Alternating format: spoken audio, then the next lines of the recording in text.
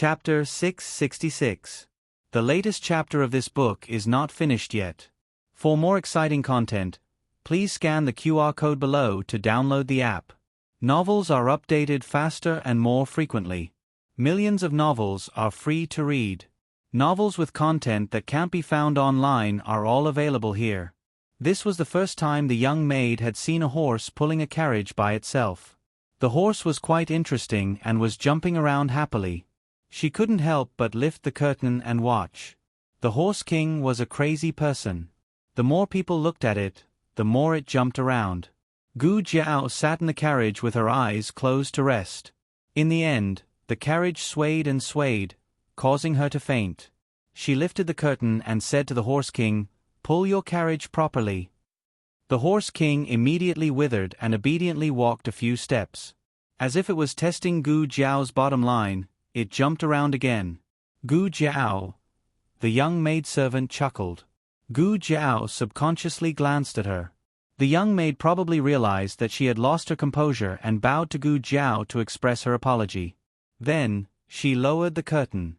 Gu Jiao looked away. The two carriages passed by each other. For some reason, Gu Jiao felt a strange feeling in her heart. It was an indescribable feeling. She knitted her brows and lifted the curtain to look to the side.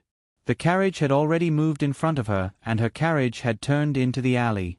That's right, the alley where Gu Changfeng had fainted was the road they had taken to come here. Naturally, they had to pass through here on their way back. If the middle-aged woman hadn't taken Gu Changfeng away, Gu Jiao would have met him by now. Unfortunately, Gu Jiao didn't know. However, when they passed through the alley, the strange feeling in her heart was magnified. There were more puddles in the alley than on the street. The Horse King couldn't help but want to step into the puddles. It started to jump around again, repeatedly testing the waters at the edge of where Gu Jiao would beat it to death. However, this time, it didn't jump for long before it suddenly stopped. The disadvantage of letting the Horse King drive on autopilot was that sometimes it would run off to play with itself. However, when it had enough, it would always pull the carriage back. As long as it didn't take too long, Gu Jiao wouldn't scold it. Gu Jiao waited quietly. However, the situation this time was different. The Horse King was very quiet. The Horse King sniffed and bit on something. Then, it shook off the shaft of the carriage, turned around, and stuck its head into the carriage. What happened? Gu Jiao looked at the Horse King that suddenly appeared in front of her and saw a mask in its mouth. The mask had been soaked in water and was stained with a little mud, but it did not prevent Gu Jiao from recognizing it. It was Gu Jiao's mask. Or to be more precise, it was Gu Jiao's mask. Gu Changfeng had stolen it from Gu Changfeng. Later on, when Gu Changfeng had a new one, she had stolen the new one and returned the old one to Gu Changfeng. The reason why the Horse King picked up the mask was probably because it smelled Gu Jiao's scent on it and thought that Gu Jiao had dropped it. Gu Jiao took the mask. She looked at it over and over again and confirmed that it was the first mask she had stolen from Gu Changfeng.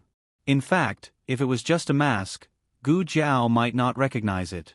However, the Horse King would not pick up an unfamiliar item. Then, she thought of the figure she had seen near the inner city gate that day. Could it be that Gu Changfeng had really come? Then where was he? Where did he go? The heavy rain poured down and the carriage struggled to move through the gradually deserted streets. The horses were tired and had arrived at their destination. The carriage stopped in front of a richly ornamented opera house. "Madam, we're here," the coachman said loudly. The middle-aged lady's snoring stopped abruptly. She sat up and used her sleeve to wipe her saliva. She coughed lightly and frowned. "We're here. What are you shouting for?" She got off the carriage and found two servants to carry the person in the carriage down. The servants were used to this kind of thing and quickly carried the person into the opera house. It was reasonable to say that this kind of newcomer should be placed in the firewood room. However, after the middle-aged lady lifted the hair on Gu Changfeng's face and looked at his face, she immediately had someone clean up a room for him. "Mother! Madam!" The servant girl called her wrongly again and hurriedly changed her words. "Why did you give him a room?" The middle-aged lady snorted and said, there aren't many men with this kind of appearance. Ever since those foxes came to Spring Wind Pavilion, all the business on the street has been stolen by them. Your mother, cough. Your madam, I have to take good care of him and let him bring back more business for me. The servant girl curled her lips. What if he doesn't want to? The middle-aged lady sneered. Oh, do you think he can do as he pleases? After the servant put Gu Changfeng in the room, the middle-aged lady asked someone to change him into dry clothes. Gu Changfeng was lying on the soft bed. His clothes were half open, revealing half of his strong chest. He had been whipped and there were deep whip marks on his chest. Tisk, tsk, tsk, who did this? The middle-aged lady sat down on the bed and happily untied Gu Changfeng's clothes. She looked up and down with satisfaction. Oh, look at this body. Mother, I have picked up a treasure today. Ginkgo. Madam. The servant girl came over. The middle-aged woman smiled and said, Go get the best bottle of golden sore medicine and jade snow ointment from my room. I want him to be clean and not leave a single whip mark. The servant girl hesitated for a moment and said, But he seems to be sick. He didn't wake up the whole way. Will he die soon? The middle-aged lady fiercely glared at her. You are the one who is dying. How can you curse me like this? The servant girl whispered, I wasn't talking about you. The middle-aged lady snorted. He is a money tree that I picked up. If you curse him to die, you are cursing me to have no money to earn. The servant girl was speechless. The middle-aged lady closed Gu Changfeng's clothes. Don't just stand here. Go and invite Dr. Lu. Do you really want to see him die? Dr. Lu was a doctor nearby and happened to be at home. The servant girl quickly invited him over. Dr. Lu gave a prescription and the middle-aged lady asked the servant girl to get the medicine. Gu Changfeng woke up in the middle of decocting the medicine. His head was groggy and his consciousness was not as good as before. However, he could recognize that this was not the alley where he fell. There were some strange people in the room. Why were they strange? First, because their clothes were too luxurious. Second, because they were doing something at the moment. Is it not done yet? The middle-aged lady asked. Soon. The servant girl took a pestle and stirred the medicine in the bowl. She took 2 leaves from the basket and threw them in. She poured the medicine into the bowl and took out a small jar to pour the medicine in. Not long after, a black light seemed to flash out of the small jar.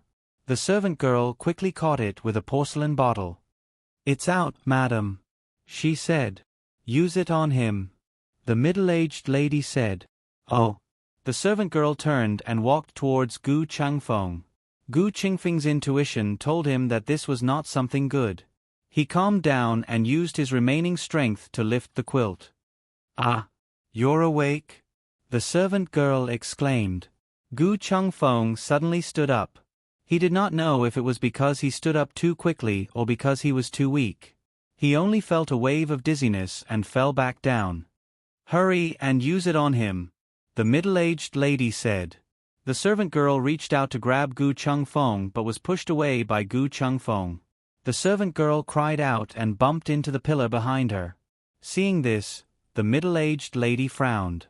He was so sick but he could still push people away. Was he that strong? She coldly said, Someone come. Hold him down. 2 manservants pushed the door open and entered, quickly walking towards Gu Changfeng. Gu Changfeng's fever was muddled and his body was weak. He could not use his usual skills.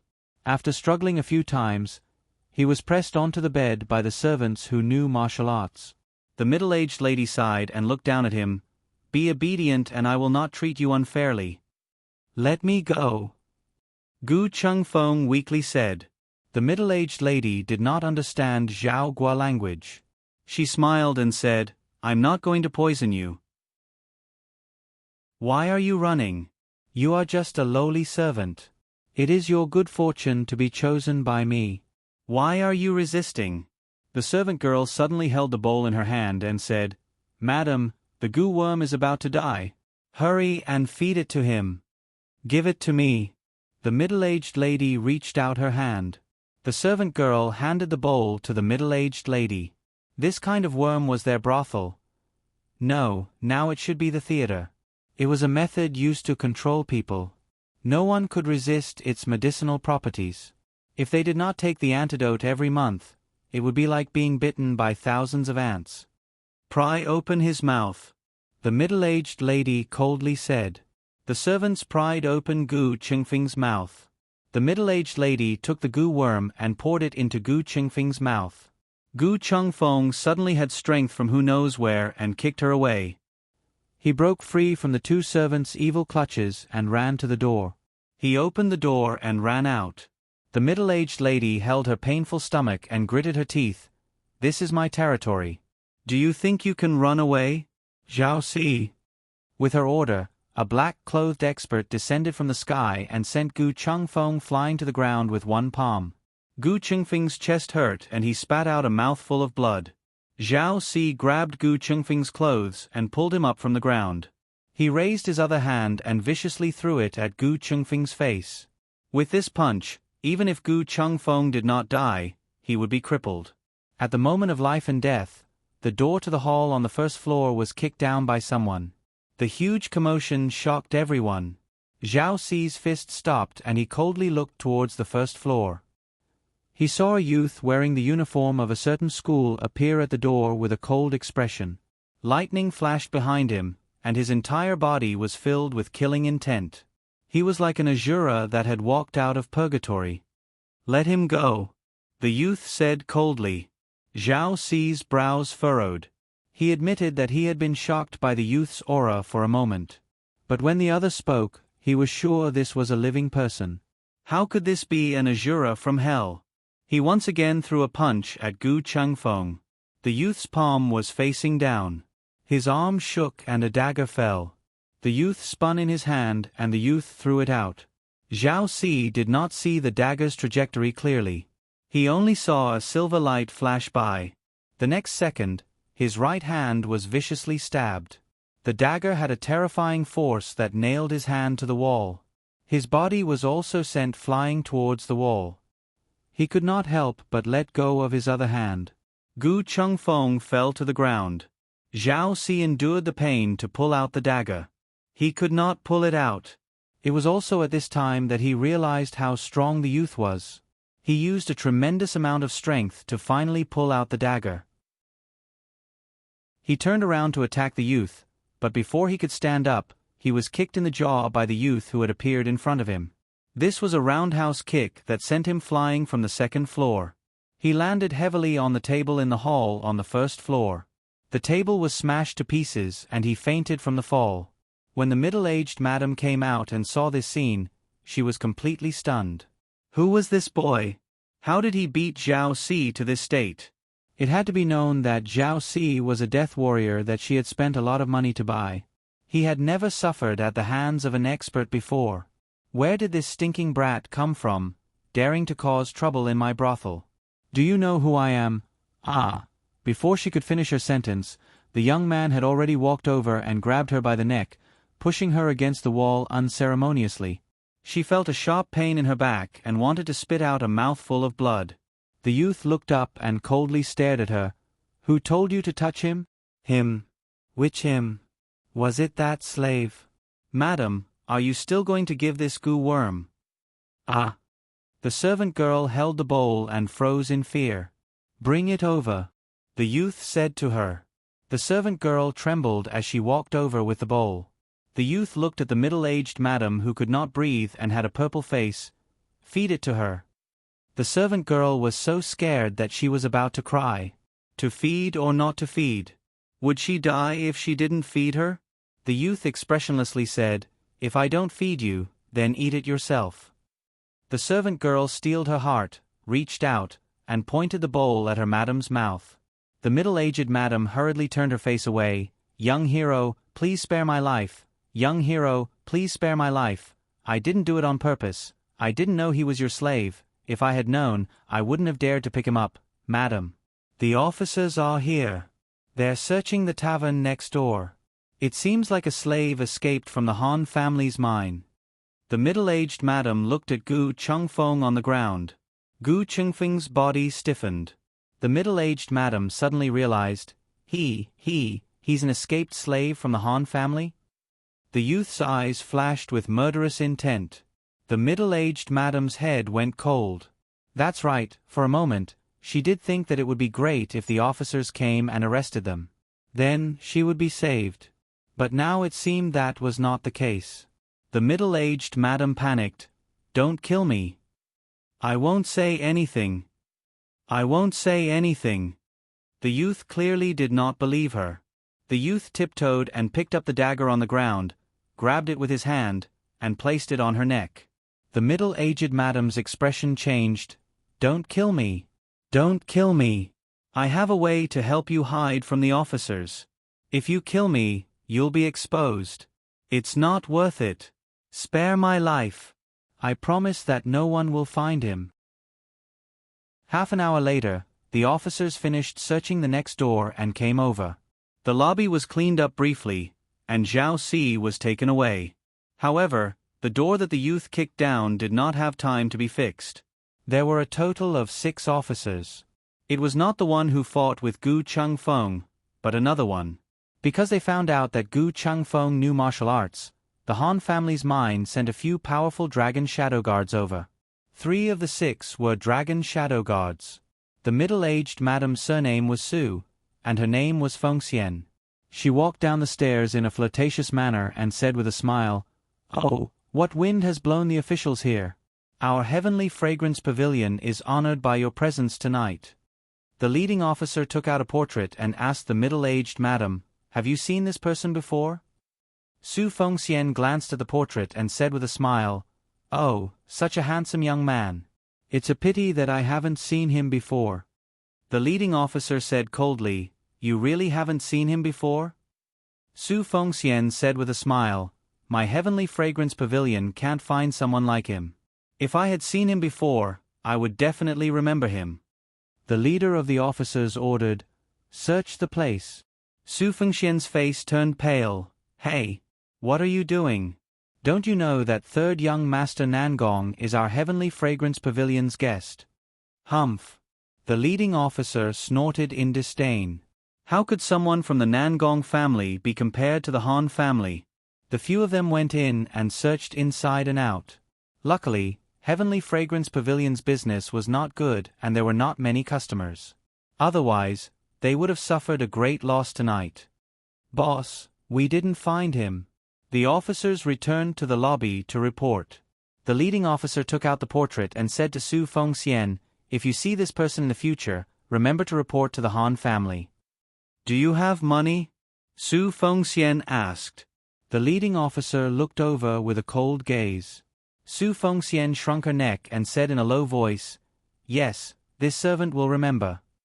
The group turned and left. Su Fengxian watched them enter the gambling house next door before going to the firewood room in the backyard. She moved the firewood away and opened the secret door on the ground. She said to the 2 people in the cellar, "They're gone."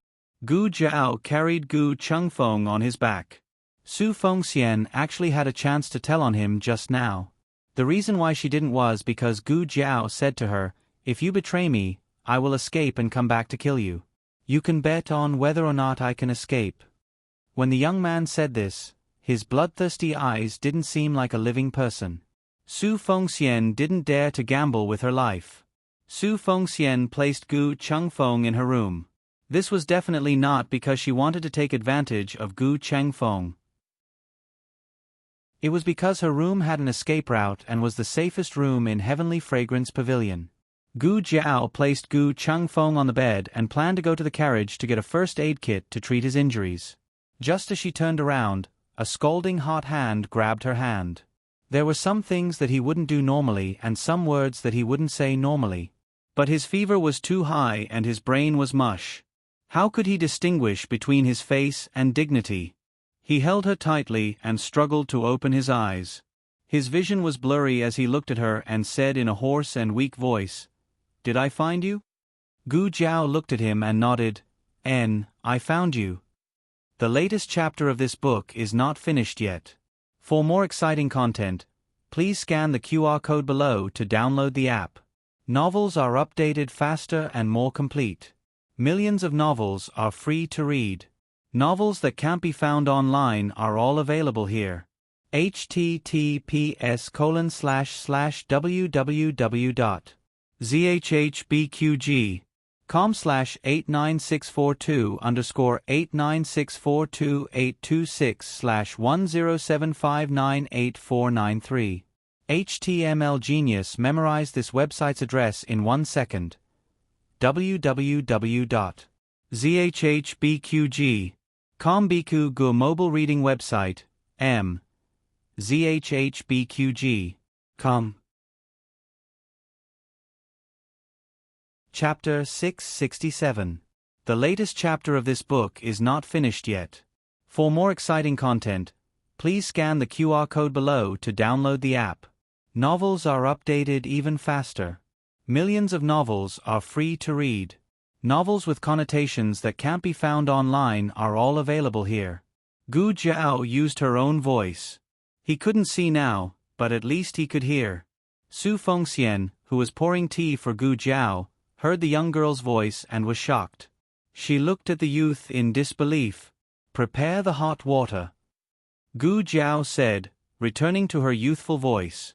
Su Fengxian wiped the cold sweat from her forehead. Was she scared silly? She could even mishear the voice. This was clearly a boy. How could he turn into a girl? A girl wasn't that scary. Gu Qingfeng's injuries were very serious. There were light abrasions from falling and knife wounds from fighting. The wounds were soaked in water and were full of sand. During the cleaning process, the flesh had to be turned over. Gu Jiao did everything calmly. Su Fengxian, who was watching from the side, almost jumped out of her throat. "Oh my God, isn't this washing a little too cruel?" She didn't even torture those disobedient boys. Where did this boy come from? Was this really saving someone? He was trying to kill him. "Don't clean it," Gu Chengfeng said weakly. "It's ugly." Gu Jiao said calmly, "I've seen wounds that are even uglier than this." Besides the new wounds today, Gu Chengfeng also had many old wounds. They were big and small, almost all over his body. It wasn't hard to see that he had suffered along the way. "The Han family did this?" Gu Jiao asked. Her voice was still calm, without any fluctuations, but the room was inexplicably shrouded in an extremely cold, murderous aura. Su Fengxian, who was carrying the hot water into the room, couldn't help but shiver. She had been in this line of work for many years and had seen all kinds of people, but this was the first time she had seen such a young boy with such a strong, murderous aura. She put the hot water on the stool beside the bed and asked, "Does the young master have any other orders?" "Go make some vegetable porridge," Gu Jiao said. "Oh, okay." Su Fengxian agreed and quickly ordered Ginkgo to do it. After the huge stone in one's heart was lifted, one could relax and easily fell asleep. Gu Chengfeng was about to fall asleep when he suddenly felt someone pulling at his pants. He was dazed and subconsciously grabbed his belt. "What are you doing?" Gu Jiao looked at the blood on his pants and said, "You have an injury on your leg." Gu Chengfeng used his last bit of consciousness to resist. Don't look. Gu. I'm not laughing at you for being small." Gu Chengfeng. "I'm not small. I'm Gu. Savage Gu. And what's this girl? Was this something a girl should say?" Gu Qingfeng's head tilted and he lost consciousness. Su Fengxian, did he fall asleep or did he faint from anger? Gu Jiao had checked him. Gu Chengfeng's thigh was cut near his crotch. The cut was so deep that the bone could be seen. It required 7 stitches. It was already an hour later when all the injuries were treated. The vegetable porridge in the kitchen was ready, but Gu Chengfeng had already fallen asleep. Gu Jiao did not wake him up and ate a little herself. She wasn't hungry. She just didn't like to waste food. After experiencing such a thrilling night, Su Fengxian felt that she should eat some porridge to calm herself down. "Well, if there's nothing else, I'll go back to my room," she said embarrassedly. Gu Jiao sat at the table and put down the bowl in her hand. "Wait, I have something to ask you." Su Fengxian quickly turned back and smiled flatteringly. Hey, young master, please ask. Gu Jiao asked. The officers today were from the Han family. Is it the same Han family as Han Che? Han Che. Su Fengxian was stunned for a moment before she realized that the second young master of the Han family was indeed called Han Che. She nodded. Yes, it's that Han family.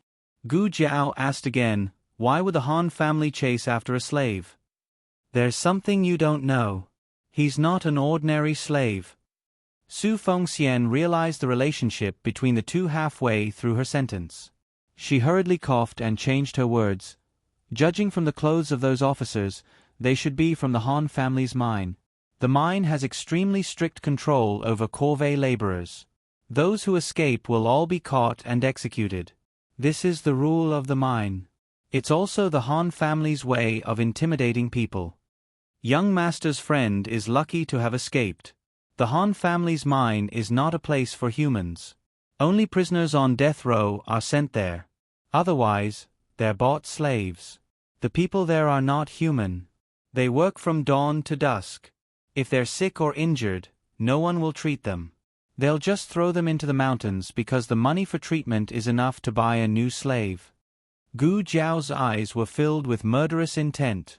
Su Fengxian advised, young master, I advise you not to act rashly. The Han family is not to be trifled with. How not to be trifled with? Gu Jiao asked.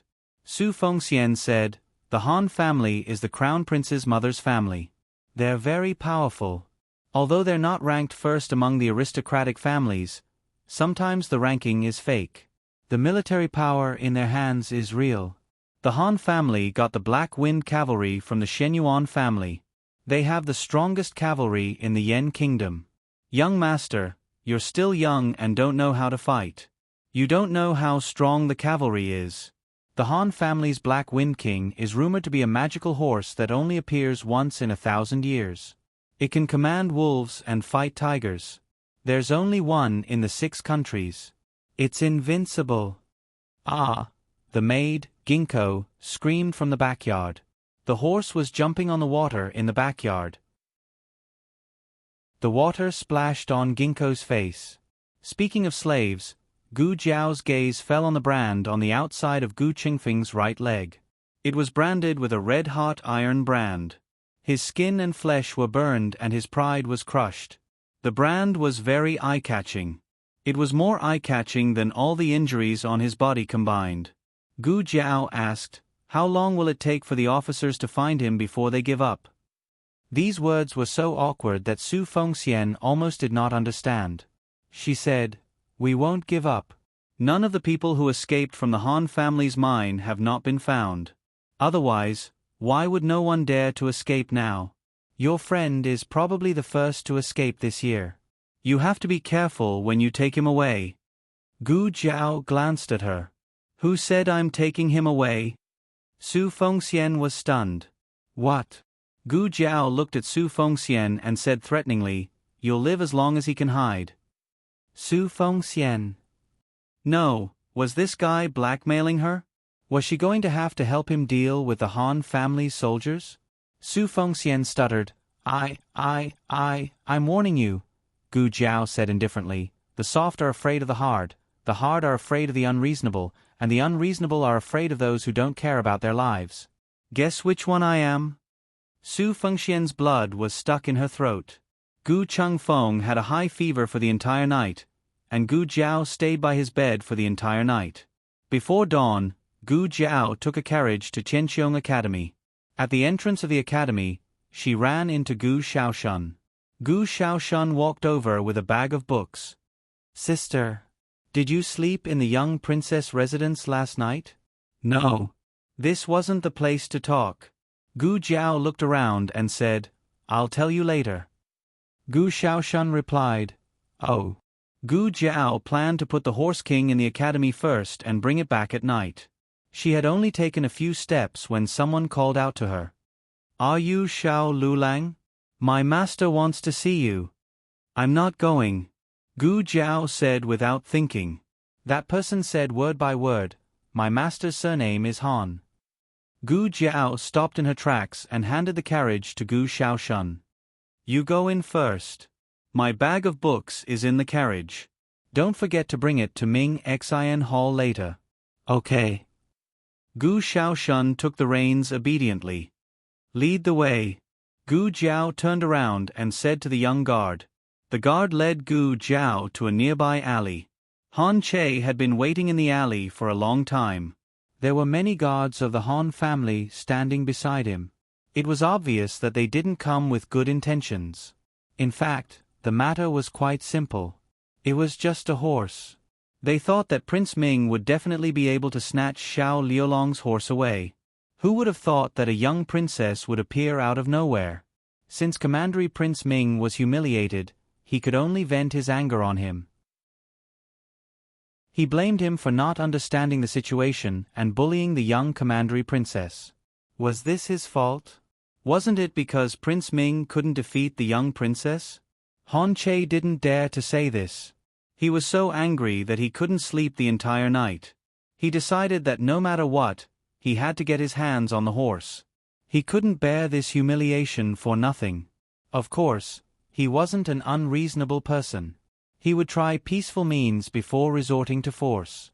Xiao Lulang, to tell you the truth, I want your horse. Name a price. Gu Jiao looked at him coldly. Why are you looking at me? It's your fortune that I want your horse. If not for this, do you think you have the right to talk to the Han family's legitimate son? Gu Jiao continued to look at him coldly. Han Che inexplicably felt that he was being stared at by a ferocious wolf. He felt a chill run down his spine and said angrily, Xiao Lulang, don't think that you have someone backing you up. The young princess is just a child. If Lord Yen Shan and the monarch find out that you used her, you will suffer a fate worse than death. If you sell the horse to me now and beg me, I might be able to let the Han family protect it on account of you kneeling down and licking my boots. Before he could finish his last word, Gu Jiao raised her leg and kicked him heavily onto the ground. The young man was like a demon.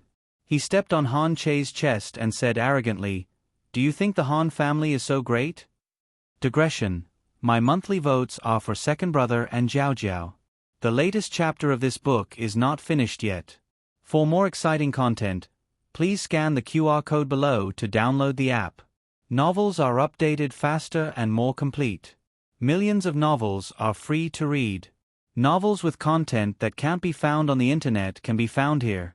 https://www.zhbqg.com/89642/826/1075944745.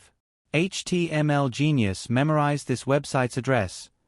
www.zhhbqg.com Biku Gu mobile reading website, zhhbqg.com.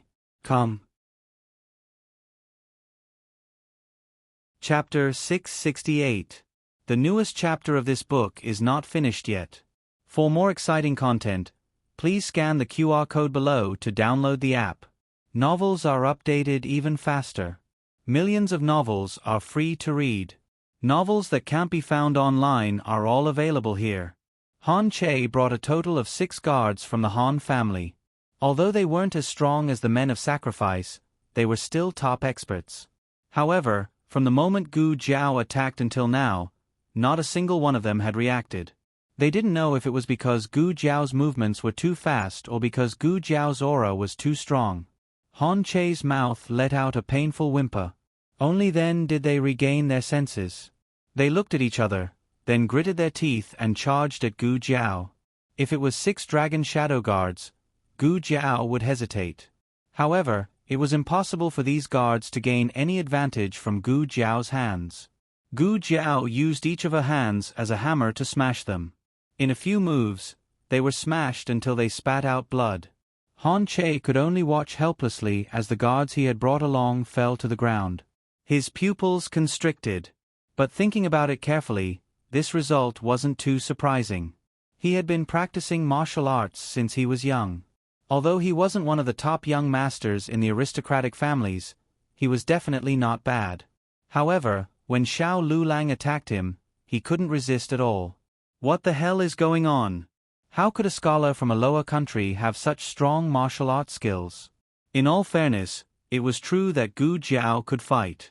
However, it was more because Han Che and his guards lacked experience. Han Che was only a young master of an aristocratic family. He wouldn't go to places that were too dangerous. The guards his father gave him naturally weren't vicious people. If it was Han and his guards here, Gu Jiao wouldn't be able to deal with them so easily. Gu Jiao kicked Han Che again. Han Che was in so much pain that he almost fainted. He didn't understand. This brat was so young. How could he be so ruthless? Don't what? Gu Jiao hated people being noisy. Han Che was beaten to the point of doubting his life. He could feel from the bottom of his heart that Gu Jiao was not lying. She really did not put the Han family in her eyes. He really could not understand where a person from a lower country got the courage to go against an aristocratic family from a higher country. It was too late for others to kneel and lick his boots. In the clear hot hall of the Chenxiong Academy, Mu Qingchen had been waiting for a while. He always came late and was always the last in class. He belonged to the category of students who came in late. Gu Jiao was the complete opposite. Except for not studying hard, she always gave the teacher face in other aspects. She was never late, never skipped classes for no reason, and never missed homework. She had always arrived earlier than Mu Qingchen, but she was nowhere to be seen today. Her school bag had been brought over by Gu Xiaoshun, and now it was sitting alone on her desk. Mu Qingchen frowned and looked at the back door. At this time, Teacher Jiang came over with the Analects of Confucius. "Today, let's go." Before Mr. Jiang's voice had died away, a dashing little figure flashed in from the back door and sat beside Mu Qingchen. She took the book that Mu Qingchen had opened. Mr. Jiang looked over and saw that Mu Qingchen's desk was empty. Mr. Jiang frowned and asked, "Mu Qingchen, where's your book?" Mu Qingchen's mouth twitched. Gu Jiao pretended to return the book to him and said, "I'll lend it to you. Fortunately, I brought 2 books with me." Then, she took out a copy of the Analects of Confucius from her school bag without changing her expression. "Mu Qingchen." Mr. Jiang gave Mu Qingchen a warning look and started the class. Although Mu Qingchen had already experienced his deskmate's shamelessness, he did not expect her to be this shameless. He was at a loss for words. Everyone in the classroom read along. Mr. Jiang read one sentence, and everyone followed suit. After reading, Mr. Jiang began to explain one by one. Mu Qingchen suppressed the surging emotions in his heart and asked Gu Jiao in a low voice, "What did you do?" Gu Jiao opened her book and said softly, "I met an acquaintance and greeted him in a friendly manner." Mu Qingchen frowned. Greetings were just greetings, but how could they be friendly? Why did it sound so strange when it came from Xiao Liulong's mouth? "Did you cause any trouble?" No. Something had provoked her. On the other hand, Han Che, who had been greeted by Gu Jiao, was escorted back to the Han residence by the servants. Han Che was covered with bruises and bruises all over his body. When he entered the residence, no one recognized him. The servants immediately called for a doctor and went to the main courtyard to report to Master Han. Master Han was receiving guests with his eldest son in the parlor. It was inconvenient for him to leave when the guests were present, so he asked his eldest son to come over first. Han Che was lying on his bed. The servant had just helped him change into a clean set of clothes. It was such a simple thing, but it was so painful that he almost died again. This was the scene that Crown Prince Han saw when he entered the room. His younger brother was lying on the bed in great pain, and all the servants in the room were helpless to do anything. "Crown Prince." A servant saw him and hurriedly bowed. The rest of the servants followed suit. Crown Prince Han walked to the bedside without a smile. What happened? When Han Che saw his elder brother, he suddenly felt wronged. He reached out his bruised hand and grabbed his elder brother's sleeve. "Elder brother, someone bullied me," Crown Prince Han said. "Tell him properly." With snot and tears, Han Che told the story of how he was beaten up. I saw that Commandery Prince Ming was unhappy, so I wanted to persuade him not to go against Commandery Prince Ming, who knew that he would vent his anger on me. He even said that the Han family was so great. Elder brother. He didn't care about the Han family at all. A commoner wouldn't dare to do this. It must be Mu Qingchen's doing. The enmity between the Han family and the Mu family had been going on for a long time. After some thought, Han Che felt that Mu Qingchen was most likely behind all of this. Crown Prince Han looked at his younger brother seriously and said, "Don't blame everything on Mu Qingchen. He didn't have to go through so much trouble to deal with you." Han Che said angrily, "Did he deal with me? It's the Han family." He slapped the Han family's face. Crown Prince Han glanced at him and said, "I think you're quite strong. You didn't hit him hard." "How was it not hard? I was about to die. I was just angry." Han Che felt wronged. He was really about to be beaten to death. Xiao Lulang didn't seem like he didn't want to sell the horse. It was more like he had done something to offend Xiao Lulang. "He's taking it out on me." Han Che choked. Crown Prince Han put his hands behind his back and looked at Han Che. "I've told you to stay away from your bad friends and stop causing trouble outside. You always turn a deaf ear to my words. This will teach you a lesson. Let's see if you dare to mess around in the future." Han Che couldn't believe it. "Elder brother, what do you mean? Aren't you going to avenge me? Are you just going to watch your only twin brother be humiliated like this?" There were many sons in the Han family. There were only two of them, Crown Prince Han and Han Che. Both brothers had high hopes and were raised strictly since they were young. However, Crown Prince Han was more outstanding in all aspects and had a calmer and colder personality. Crown Prince Han heard his brother's words and his eyes turned cold. "You went out to bully a subordinate and got bullied instead. You still have the face to ask me to avenge you?" Han Che choked. Crown Prince Han continued coldly, "You couldn't even win against a subordinate. If I were you, I would find a hole to hide in." Han Che didn't dare to utter a word. It had been like this since he was young. Other people's elder brothers would stand up for their younger brothers. Only his elder brother would always ask him to fight back. If it weren't for the fact that the two of them looked so similar, he would have doubted if he was his own brother. Han Che lowered his head and clenched his fists. Crown Prince Han looked at him coldly, turned around, and walked out. Crown Prince. After leaving the yard, Crown Prince Han's confidant walked over. Crown Prince Han asked, "Did you find out?" The confidant cupped his hands and said, "I've asked second young master's guards." It was indeed the student from Tianqiong Academy who started the fight. The reason was that the second young master had taken a fancy to a student's horse during the archery competition and wanted to take it for himself. However, he was worried that Mu Qingchen would protect the horse and he would not be able to get it. Thus, he mentioned it to Commandery Prince Ming. Commandery Prince Ming's horse was so good that he almost stole your Black Wind King. When Commandery Prince Ming heard that there was a horse as good as the Black Wind King, he was tempted and went to Tianqiong Academy to ask for the horse. However, the young princess suddenly appeared and ruined everything. She seemed to have reprimanded Commandery Prince Ming in public. Commandery Prince Ming felt humiliated and then vented his anger on second young master. "Today, second young master, I'm afraid that other than asking for the horse, he also went to get back at second young master."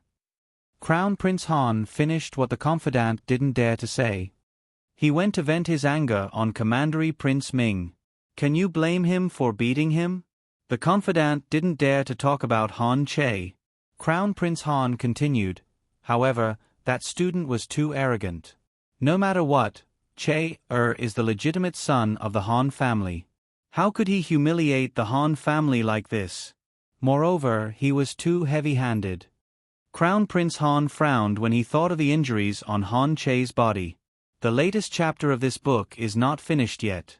For more exciting content, please scan the QR code below to download the app.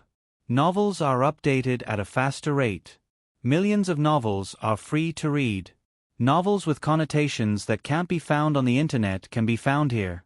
https://www.zhbqg.com/89642_89642_826/10757969. HTML Genius memorized this website's address in 1 second. www.zhhbqg.com Biku Pavilion's mobile reading website. zhhbqg.com.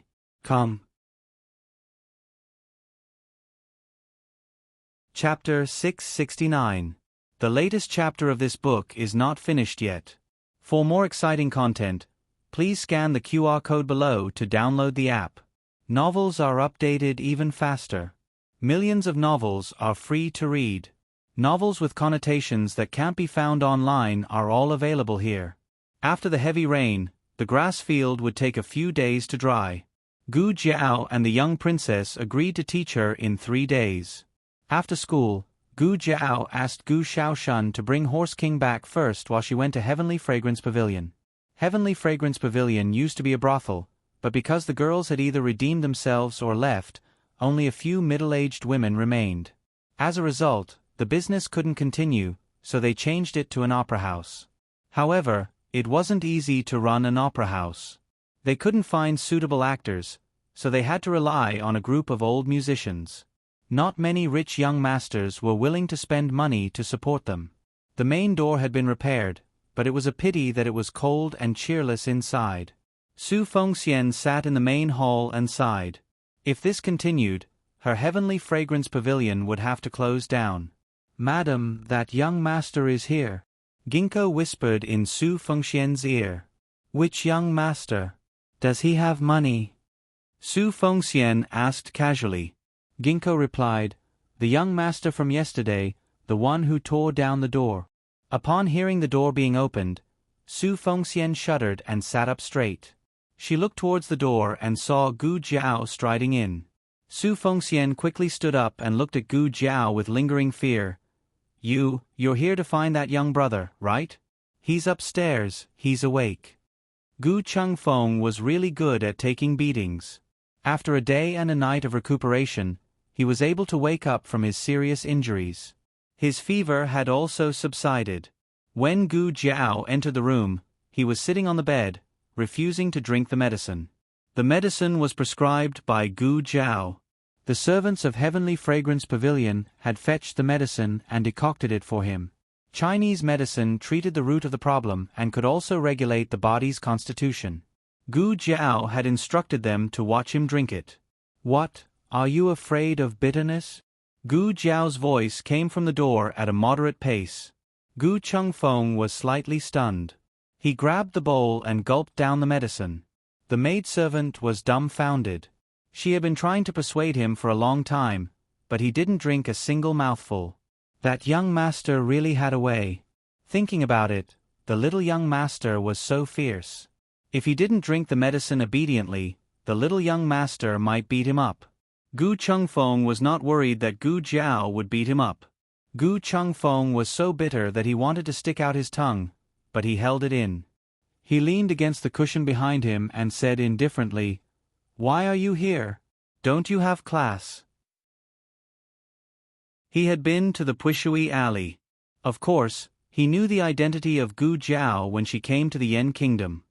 "School is over." Gu Jiao came to the bedside and opened the first aid kit. "Change the bandage." "I'll change it myself," Gu Chengfeng said without looking sideways. Gu Jiao glanced at him indifferently and put down the first aid kit unhurriedly. She pressed him against the head of the bed and changed the medicine inside and out. Unable to struggle at all, after changing the dressing, Gu Chengfeng turned into a young chick whose face was flushed red with anger. Gu Jiao started to tidy up the medical supplies on the table. She didn't ask why Gu Chengfeng came to the Yen Kingdom. Some things had to be done, but some things didn't have to be said. However, just because she didn't ask, it didn't mean that Gu Chengfeng thought that she wouldn't ask. As if to seize the opportunity, Gu Chengfeng sat on the bed and coughed lightly. He said seriously, "I'm not here for you. I'm here for my big brother." My big brother also came to the Yen Kingdom. I'm worried that he'll be in danger. Gu Jiao, oh. Gu Chengfeng didn't remember what he said to Gu Jiao when he was confused by the fever. He even thought that he covered it up perfectly. You're not my sister. Gu Jiao, oh. Gu Chengfeng felt that he had punched cotton. However, as the #1 thief in Jiaodu, Fei Shuang had matured and practiced the ability to not be embarrassed by others. How's Gu Yen? He pretended to ask casually. Gu Jiao. He's out of danger for now. If there's no accident, the operation will be scheduled next month. Gu Chengfeng frowned. What do you mean by, if there's no accident? Gu Jiao put the last used cotton swab into a porcelain bottle. The operation room is in the State Preceptor Hall. The State Preceptor can only enter when he comes back. He's expected to come back next month. I see. Gu Chengfeng nodded. Then, Gu Chengfeng asked about Xiao Hang, Little Jingkong, and the others. Gu Jiao answered them one by one. Some people said that they didn't care, but they didn't let go of any details. This is for you. Gu Chengfeng suddenly took out an oiled paper bag sealed with wax and handed it to Gu Jiao. What is it? Gu Jiao took it. Princess Xinyang asked me to bring it to you. Gu Chengfeng said. Gu Jiao opened it and saw that it was a brand new safety charm. Why did you give me another one? She asked, puzzled. Gu Chengfeng snorted. It's made of medicine. If you wear it for too long, the medicine will lose its effect. You have to change it regularly. Gu Jiao touched the safety charm around her neck. I don't feel it. Gu Chengfeng said, wouldn't it be too late to change it when you feel it lose its effect? That's true. Gu Jiao put on the new safety charm. She didn't feel anything when she didn't compare it, but after wearing it, she felt a cool feeling in her heart. It seemed that the old safety charm really needed to be changed. Speaking of which, Gu Chengfeng opened his mouth, but didn't know where to start. If Princess Xinyang hadn't told him about it, he wouldn't have known that this girl had such a secret. He finally understood why his elder brother wanted to sneak into the Yen Kingdom. At that time, Gu Yen hadn't had a relapse. His elder brother didn't seek treatment for Gu Yen, but for her. His elder brother wanted to cure her so that she wouldn't lose control. But usually, he couldn't tell. Maybe it was because he hadn't seen it before, so it was hard to imagine. By the way, my elder brother also came to the Yen Kingdom. Have you seen him? No. Gu Jiao shook her head. Gu Chengfeng said thoughtfully, my elder brother came with the people from the underground martial arts arena. I don't know where they took him. My elder brother didn't know that you and Gu Yen were here. If he knew, he would definitely try to contact you. Gu Jiao thought for a while and said, he might not have come to Shangdu. Gu Chengfeng agreed. That's true. His elder brother came to the Yen Kingdom to treat this girl's illness. The Yen Kingdom was so big, and there were many capable people, but the most powerful one was the State Preceptor Hall. His elder brother would definitely come to the State Preceptor Hall.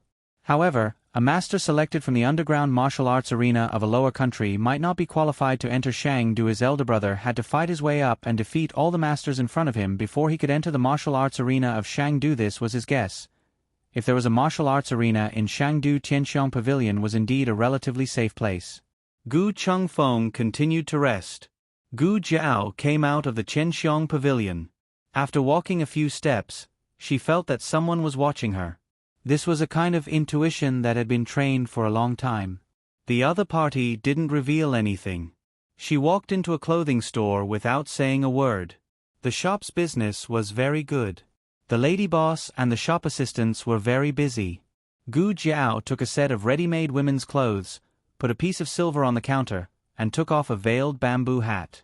Gu Jiao came out of the shop, and had become a slender and elegant girl wearing a veil.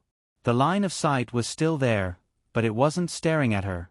She expressionlessly walked towards the two people who were staring at her, and seemingly inadvertently bumped into one of them on the shoulder. You! That person was furious. Seeing that it was a pretty little girl, his face turned red, and he cupped his hands and said, "Miss, I'm sorry." "It's okay." Gu Jiao curved her lips and said gently, "Can you let me pass?" The girl's voice was cold and clean, with a tenderness that belonged to her age. Hearing it, the two men's faces turned red. The two hurriedly moved to the side.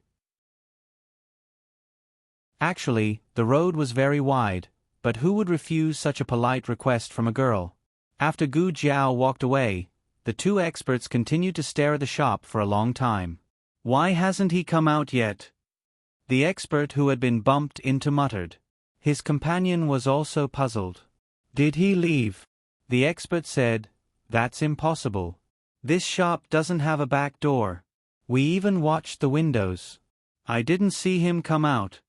His companion asked, "Could it be that he changed his clothes?"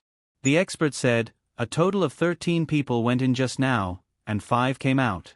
1 was a pregnant woman, 2 were children, 1 was a gray-haired old woman, and 1 was the little girl just now. Which one do you think is him in disguise?" The pregnant woman, the child, and the old woman were all a family. The characteristics were too obvious, and it was impossible to disguise them. As for the little girl, her voice was so pleasant. Their heir had asked them to watch a boy. His companion frowned. "Forget it, let's go in and look." The two of them entered the clothing store and searched every corner, but there was no sign of that kid. His companion was dumbfounded. Did he grow wings and fly away? The expert suddenly touched his waist. My pouch." On the quiet street, Gu Jiao turned right into a quiet alley. As she walked, she took off her veil and outer garment. She weighed the pouch in her hand and opened it. Then, she took out a token with her fair fingers. "Han family." She faintly curved her lips, walked out of the alley, and threw the token into the pond by the side of the road. She poured out the gold ingots and silver fragments inside, and then threw the pouch away. Digression: regarding the update, in the past, she didn't separate because she would stay up until 3 or 4 in the morning to write. Sometimes, she would stay up all night. Now that she didn't want to stay up all night, she would write the second update during the day. In the future, she would update as much as she could at night, and try not to update during the day. The latest chapter of this book is not finished yet. For more exciting content, please scan the QR code below to download the app. Novels are updated even faster. Millions of novels are free to read. Novels with connotations that can't be found online are all available here. https://www.zhbqg.com/89642_826/1075755613. HTML Genius remembered this site's address in 1 second. www.zhbqg.com Biku Gu mobile reading website, zhbqg.com.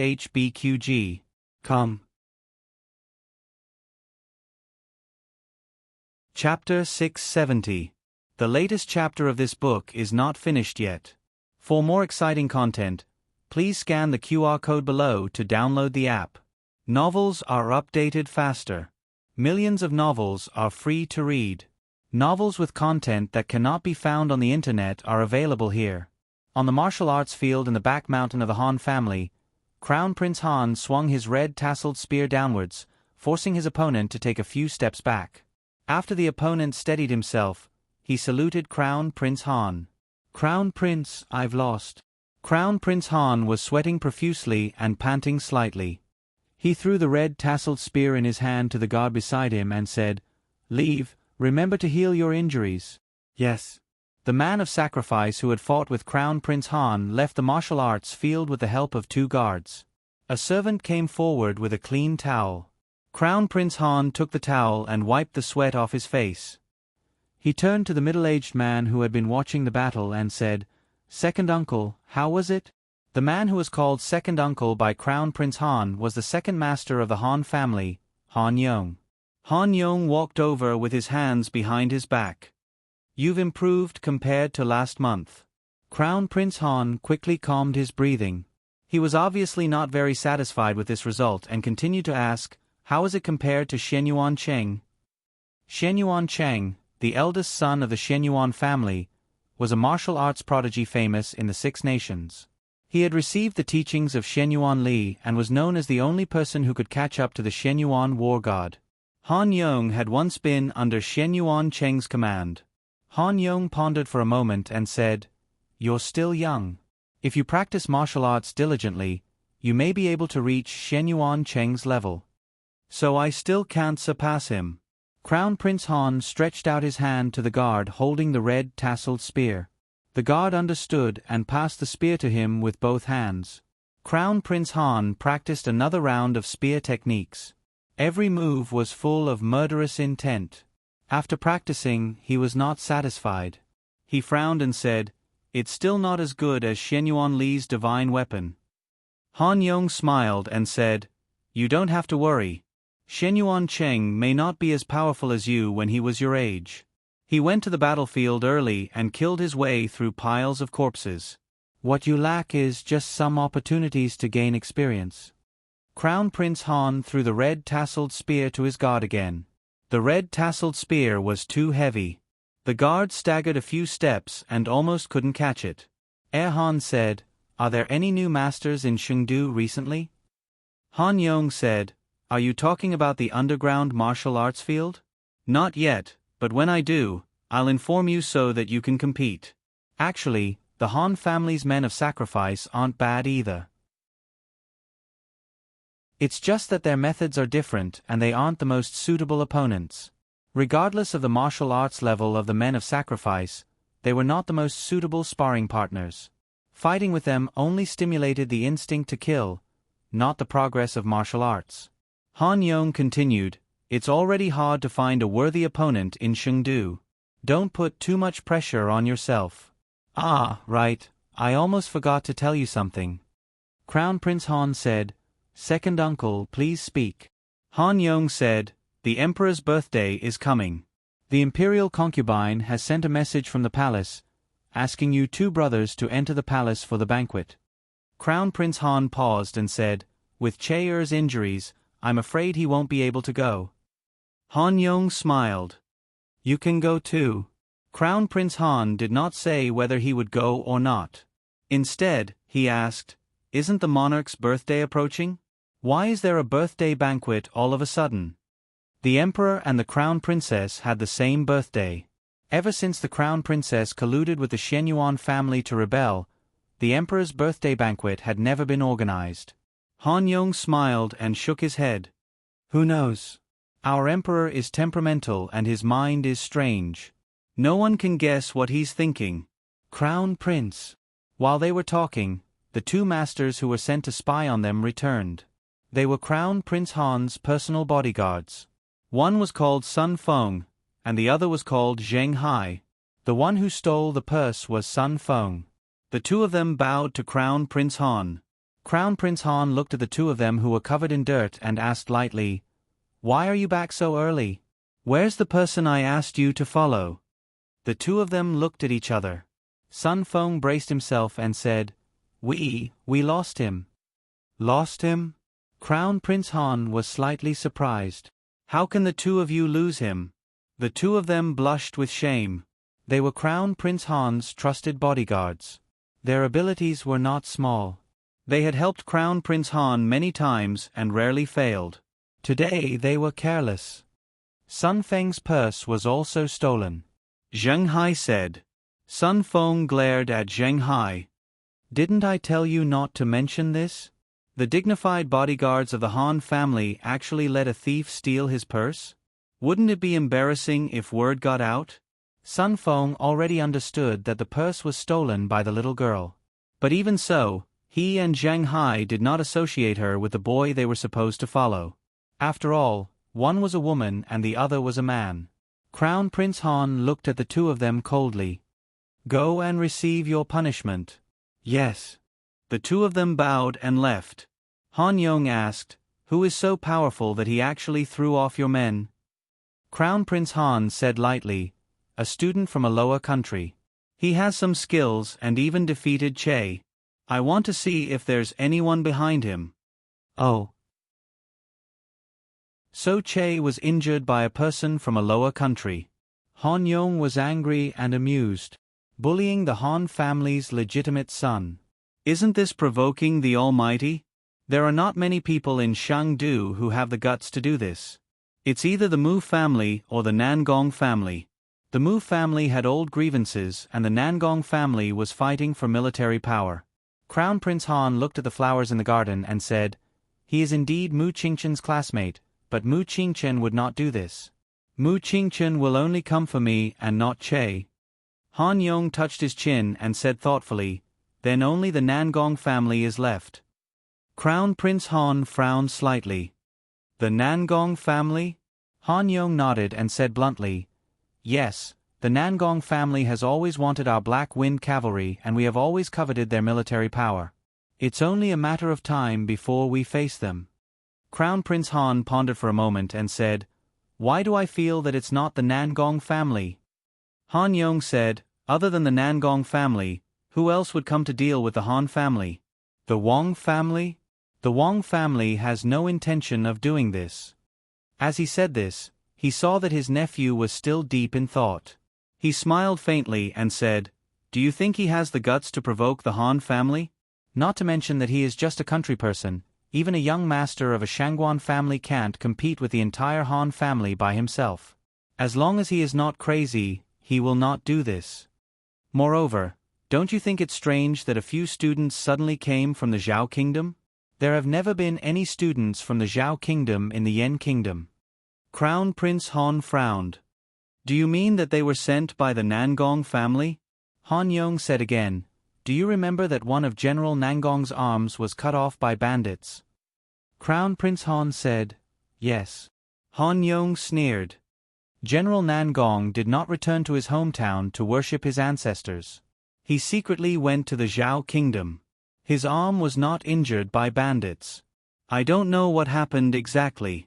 However, not long after he returned to Shangdu, these people from the Zhao Kingdom came.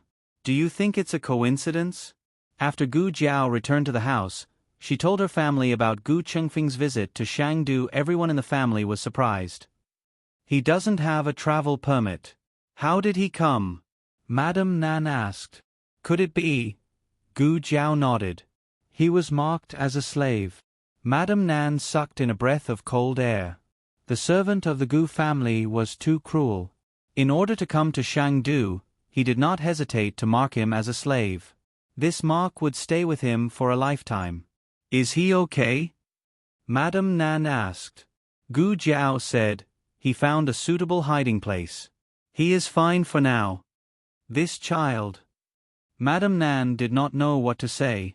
The children of the Gu family were really stubborn. Once they decided on something, they would do it at all costs. For example, Gu Jiao wanted to cure Gu Chongqing. For example, Gu Jiao wanted to cure Gu Yen. Now there was Gu Chengfeng. However, this was not a bad thing for Gu Jiao and Gu Yen. The two of them had no relatives in Shangdu. It was always good to have more helpers. 2 days later, Gu Jiao went to Yen Shanjuan's residence. The young commandery princess still got on the horse fearfully.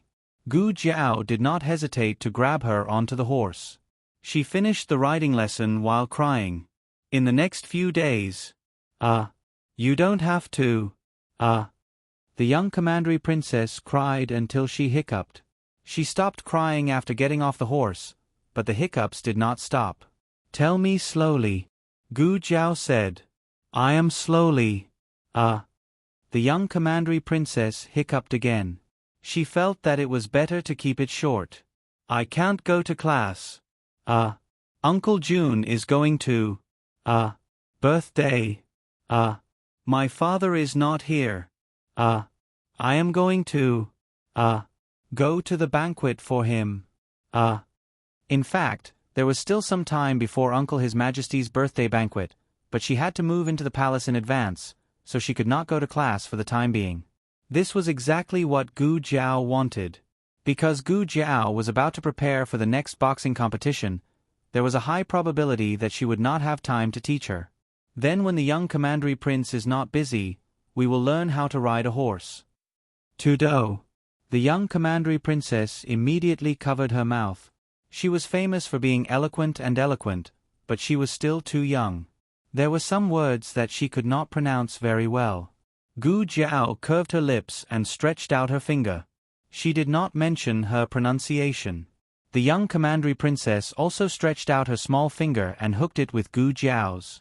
The night before the boxing competition, Wu Fuzi, as usual, took Gu Jiao and the others to the same inn as last time. When Mu Chuan entered the inn, he couldn't help but grumble, "Didn't we win last time? Why are we still staying in such a shabby inn? Wasn't this because of the lack of funds?" To be honest, the academy did allocate a little more money, but this year's boxing competition was particularly popular, causing the price of the inn to rise again and again. Wu Fuzi patted his chest and said, "I promise you, as long as you win this round, I will pay for a better inn out of my own pocket for the finals." Mu Chuan pursed his lips, obviously not believing him. Wu Fuzi looked at the other students, who also had a look of doubt. Wu Fuzi tried to salvage the situation. "What's wrong with this inn? There's a lantern festival tonight. It's nearby. I specially picked this inn. I'll allow you to go and look at the lanterns tonight. Come back before 9 p.m. This was the biggest concession Wu Fuzi could make. Mu Chuan suddenly became interested. He moved closer to Gu Jiao and went upstairs with Gu Jiao. "Hey, Lu Lang, you haven't been to the Lantern Festival in Xingdu yet, right?" "Yes." Gu Jiao stepped upstairs. Mu Chuan smiled and said, "Let's go and have a look later?" "Okay." Gu Jiao agreed. Mu Chuan turned around and looked at Mu Qingchen behind him. "Fourth brother, are you going?" "Forget it. You definitely won't go." His fourth brother was not interested in the lanterns. They went up to the second floor. Mu Qingchen pushed open the door of his room and looked in Gu Jiao's direction. "See you at the door." Mu Chuan was stunned. Fourth brother was going to go? He had lived for a long time, but there was a day when his fourth brother would go to the Lantern Festival? Zhao Wei and Yuan Shao also had nothing to do, so they gathered at the door. Wu Fuzi was also there. Mu Chuan's smile froze. "Wu Fuzi, what are you doing here?" Wu Fuzi said seriously, "I thought about it and decided to go with you guys. Otherwise, I'll be worried." Mu Chuan was speechless. Wu Fuzi did not lie about the lanterns. They were indeed near the inn. They just had to walk 100 steps and turn a corner. The entire street was filled with colorful lanterns. On both sides of the street were stalls with colorful lanterns hanging on them. The peddlers were selling the lanterns while yelling with all their might. Pedestrians had already rushed over, and the crowd was moving shoulder to shoulder. However, the street was busy but not chaotic. It was noisy but not noisy. There were many pedestrians but not crowded. It was orderly. Not all of the lanterns here were bought with silver. There were also lanterns that were given for guessing riddles or reciting poems. Gu Jiao liked crowds. She felt a sense of novelty, just like a child seeing a new toy, even though she was a very quiet person by nature. "Young master, buy a lantern." On the side, an old woman said kindly to Gu Jiao, who was passing by. Gu Jiao stopped and looked at the lantern the old woman handed to her. She blinked curiously. It was beautiful. The old woman saw that she liked it, so she picked up another one. "This is a new lotus lantern made by my wife. Buy it together. It's 10 copper coins cheaper." The lotus lantern was beautiful too. Gu Jiao looked at it. Oh, there was also the peach blossom lantern. The peach blossom lantern was beautiful too. Mu Qingchen looked at her strangely. "You're not going to buy a lantern, are you?" Why would a man buy a lantern? It was enough to walk around. Even if he bought one, it would be a gift from a scholar. How could a man not let go? Sigh. Gu Jiao sighed and touched the peach blossom lantern in front of her. She could not ruin her image. She could not buy a lantern, especially a pink one. She reluctantly put the lantern back. Suddenly, a slender, jade-like hand reached over. The jade-like fingertips picked up a silver coin and placed it on the stall. Then, a clean and low voice slowly sounded beside Gu Jiao. I want this peach blossom lantern. Gu Jiao turned her head. The other party was wearing a silver mask that covered half of his face. Only his soft lips and delicate chin were exposed, as well as his deep eyes. The night wind blew gently from his side. The familiar aura on his body faintly enveloped Gu Jiao. Gu Jiao was stunned. Mu Qingchen saw Gu Jiao's reaction and frowned unconsciously. He looked at the young man who suddenly appeared and was about to ask Gu Jiao to leave. At this moment, the old man who was selling the lanterns was hanging up the newly made lanterns. However, he lost his balance and fell onto the stall. The lantern in his hand flew out. Seeing that the lantern was about to hit Gu Jiao, Mu Qingchen hurriedly reached out to block it. Almost at the same time he made his move, the young man also raised his hand to block the lantern. The difference was that his other hand pulled Gu Jiao into his embrace to protect her. However, Gu Jiao did not resist and just threw herself into his arms.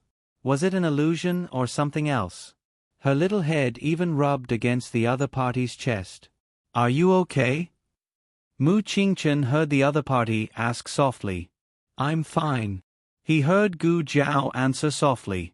It was not her usual cold and unruly tone. Instead, it was a feeling that he could not describe. In just a moment, the two of them separated. Thank you for your help, young master. Gu Jiao said politely. Xiao Hung picked up the peach blossom lantern in his hand and said gently, It's nothing. I feel like old friends with you at first sight. This lantern is for you. It's my pleasure. Gu Jiao took the lantern. I'll give you one too. Xiao Hang nodded with a smile. Okay. Gu Jiao bought a pink lotus flower lantern. This was also her favorite. Here. Mu Qingchen would not accept the lantern that only women like, and he felt that the other party would not either. However, Xiao Hang accepted it without hesitation and thanked him sincerely. Thank you for the lantern. Since we feel like old friends at first sight and even exchanged gifts, why don't we go together? Mu Qingchen, no. Okay.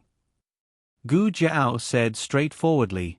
There were jugglers in front of them, and Mu Chuan and the others had already run over to watch the fun. Mu Qingchen and the other two walked on the long street unhurriedly. Gu Jiao and Xiao Hung each carried a lantern, and they looked very compatible. But they are obviously men, Mu Qingchen thought. Where's Jing Kong? Gu Jiao asked Xiao Hang with her eyes. Xiao Hang whispered. He was called by the teacher to make up lessons. Mu Qingchen asked, Are you from Chengdu? Xiao Hang was very talented in languages, and his accent was even better than the locals. Yes. Xiao Hang said.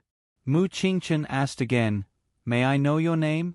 Xiao Hang said, Long Yi. Mu Qingchen, what's this name? Xiao Hang ignored Mu Qingchen's strange behavior and turned to Gu Jiao. Are you hungry?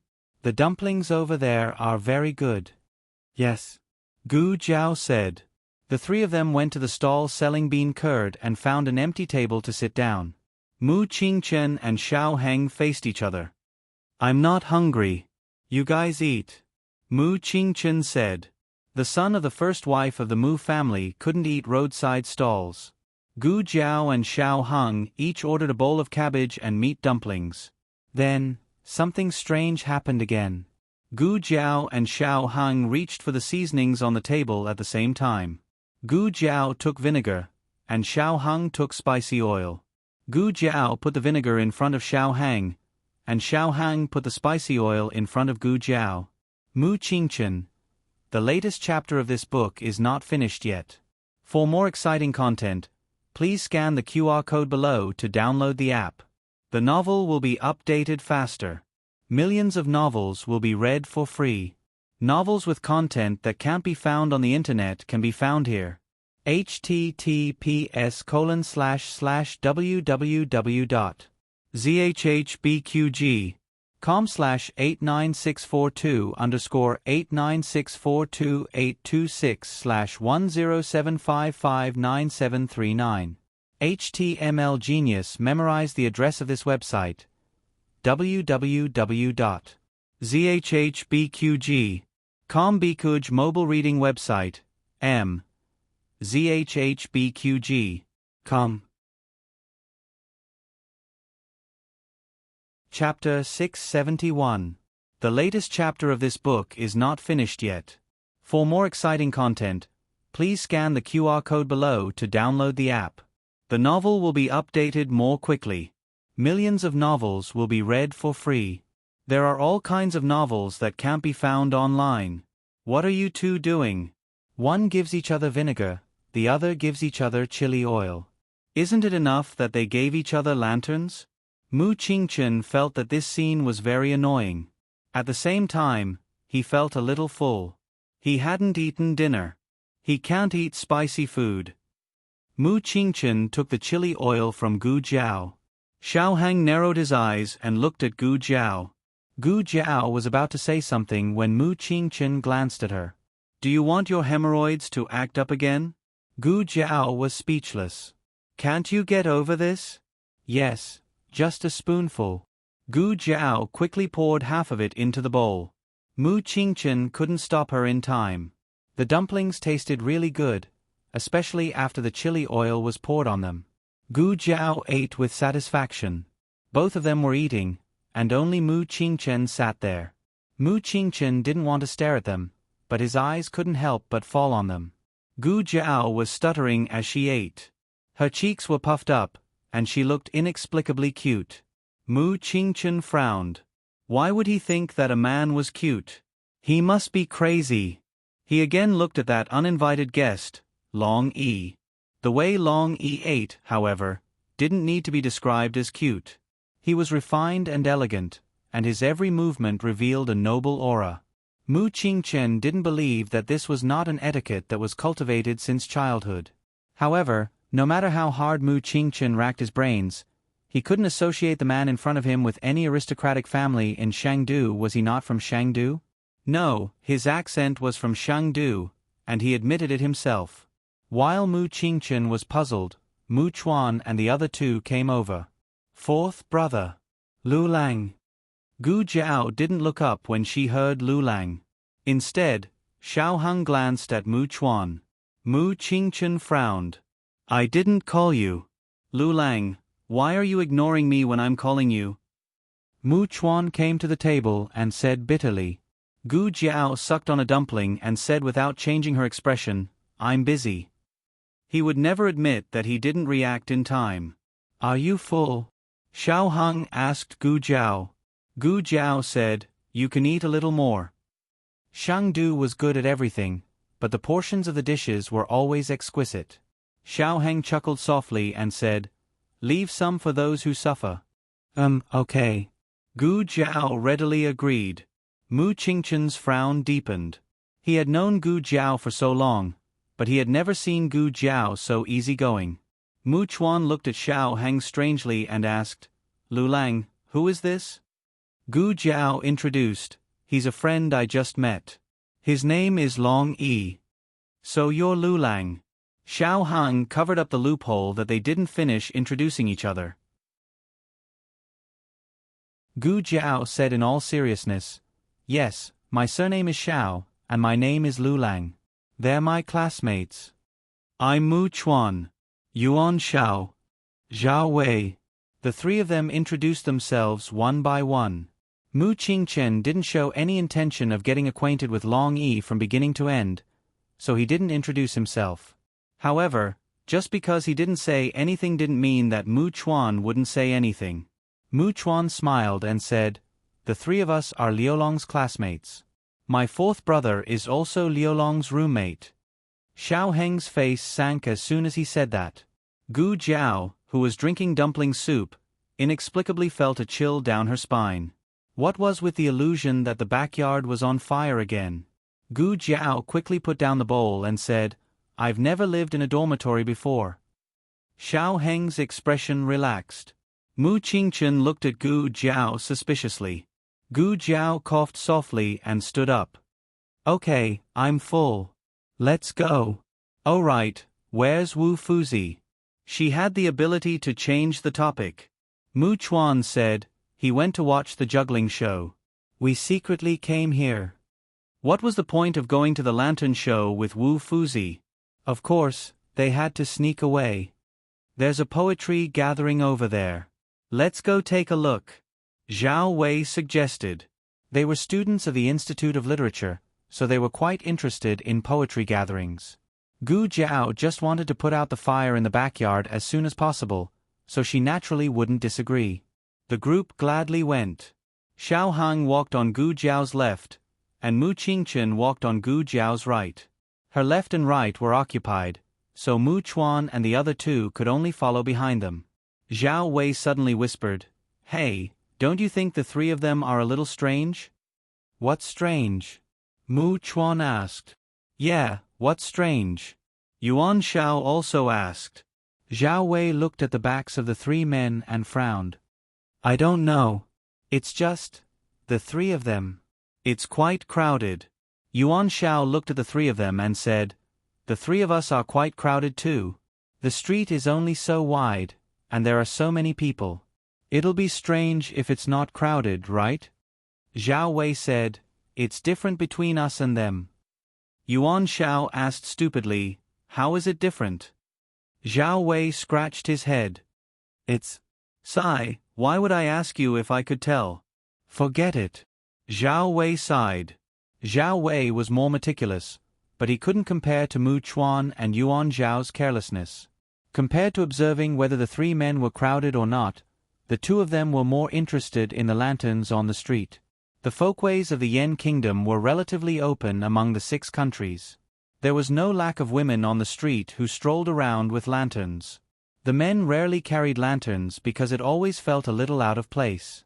Xiao Hang and Gu Jiao were exceptions. The way the two of them carried lanterns together was as beautiful as a painting. The group arrived at the poetry gathering. This was probably the largest poetry gathering on the street. It was hosted by a restaurant. Not only were there poems, but there were also lantern riddles, couplets, and 8-legged essays. The lantern riddles were the simplest, and the lanterns rewarded were also the most ordinary. The lantern for the first place was a gourd made of gold leaf. The gourd had to be made of real gold thread. It was expensive and exquisite. This lantern was not for sale. Only the most outstanding 8-legged essay was qualified to take it away. Gu Jiao looked at the gourd lantern, and her eyes lit up. It was golden and shiny. Jing Kong would definitely like it. "Do you want it?" Xiao Hang whispered in her ear. His warm breath made her earlobe slightly itchy. She pulled her little ear and nodded her head. Xiao Hang walked over. The lobby of the first floor was full of scholars who were writing 8-legged essays. Xiao Hang found a table in the corner and sat down. Why did Long Yi go in?" Mu Chuan asked. Guessing lantern riddles, composing poems, and couplets could be done outside. In any case, Mu Chuan only wanted to guess a few lantern riddles. Soon, Mu Qingchen also walked in. "Fourth brother." Mu Chuan was dumbfounded. He looked at that golden gourd lantern hanging at the entrance and thought, "Is this lantern so beautiful? Fourth brother also wants it?" Mu Qingchen didn't sit together with Xiao Hang. He specially chose a table that was 3 or 4 seats away from Xiao Hang. The two of them calmly started writing. Not long after, they attracted the attention of everyone. A scholar who was writing 8-legged essay at a table beside the window patted his companion at the front table and asked, "Look, isn't that person young Master Qingchen?" As soon as he said that, not only did his two companions at the front table stop writing, but the rest of the people also looked in the direction he was pointing. Another person recognized Mu Qingchen and whispered, "It really seems to be him." "No way, right? Why is young Master Qingchen also here? Is he the one who sent lanterns? Is he here to cause trouble?" "Yeah, he's the head of the 4 great young masters. If he's here to write 8-legged essays, what can we do?" At least half of the people who were still writing at a high speed put down their pens. Just the title of young Master Qingchen was enough to extinguish their fighting spirit, okay? Gu Jiao and the others guessed many lantern riddles while waiting outside. They won a lot of lanterns and gave them to the girls who passed by. The news of Mu Qingchen's presence gradually spread, and more people came to watch. Finally, after a gong sounded, the restaurant's manager walked out with a smile and personally took down the golden gourd lantern. Someone won first place. Who is it? Who is it? I don't know. It must be young Master Qingchen. The manager glanced around the crowd and walked toward Gu Jiao with the lantern. He said politely, "Are you Xiao Lulang, young Master Xiao?" "I am," Gu Jiao said. The manager handed the lantern to Xiao Lulang with both hands. "Congratulations on winning the lantern, young Master Xiao." Someone in the crowd said unhappily, "He didn't go in to write essays." The manager looked at Gu Jiao with a smile. The essay written by young Master Zhao's friend was praised by Grand Secretary Yang. "He deserves to be the winner tonight. Young Master Zhao's friend asked me to give this lantern to young Master Xiao. Young Master Xiao, please accept it." Gu Jiao took the lantern. Only then did the crowd realize that the manager had just mentioned Grand Secretary Yang. "Oh my God! Grand Secretary Yang is here. If I knew Grand Secretary Yang was here, I would have gone in to write essays too. If I could get some advice from him, my life would be worth it." Grand Secretary Yang was a leading figure in the literary circle of the Yan Kingdom. Everyone who came to Chengdu to study was eager to be his student. Unfortunately, Grand Secretary Yang rarely accepted students in private. Soon, Xiao Hang and Mu Qingchen came out. The two of them walked toward Gu Jiao. Seeing that Gu Jiao and Mu Qingchen knew each other and that they were both wearing the uniform of the Qianqiong Academy, the crowd was surprised. A scholar said, "I told you it was young Master Qingchen. Only his works are worthy of Grand Secretary Yang's attention." In the wing room on the second floor, Grand Secretary Yang was sitting on a cushion. On the desk in front of him were several pieces of 8-part essay that had just been collected from the hall. Opposite Grand Secretary Yang sat an elegant middle-aged man. "Grand Secretary, you have read it several times." The middle-aged man said with a smile, "Is it really so amazing?" Elder Yang stroked his beard and said, "Ever since Prince Jing, I haven't seen such a brilliant literary talent. Now it's Duke and Crown Prince Jing was the title many years ago." The middle-aged man said with a smile, "Isn't it too high to be mentioned in the same breath as Dukan? Who is it?" Grand Secretary Yang looked at the name under the essay and said with a strange expression, "Long E." Gu Jiao and the others walked on the busy street. Now she had 2 lanterns, a pink peach blossom lantern and a golden gourd lantern, which attracted many people's attention. "Lu Lang, your lantern is so beautiful." Yuan Shao pointed at the gourd lantern in Gu Jiao's right hand and said, "Of course, it was a gift from her husband." Mu Qingchen looked at Xiao Hang suspiciously. "Who is this person?" "Dried meat. Fresh and delicious dried meat." A hawker's shout came from not far away. Xiao Hang said to Gu Jiao, "You go first. I'll buy some dried meat." After he left, Mu Qingchen blurted out, "Do you like dried meat?" It was a strange question. Even Mu Qingchen was surprised. Why did he subconsciously think that Long Yi did everything for Xiao Lulang? Gu Jiao inexplicably felt that she had to answer this question carefully. At this moment, Mu Chuan found a new lantern riddle guessing stall.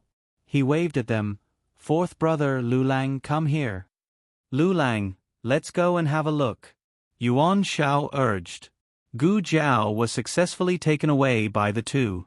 Mu Qingchen asked Long Yi. The place selling dried meat was not far away. It was in front of a ready-made clothing store diagonally across the street. The business was good.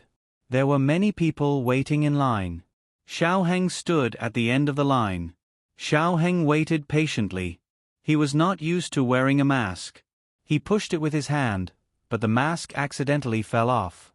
He bent down and picked up the mask on the ground with his slender fingers. He gently patted the dust off the mask.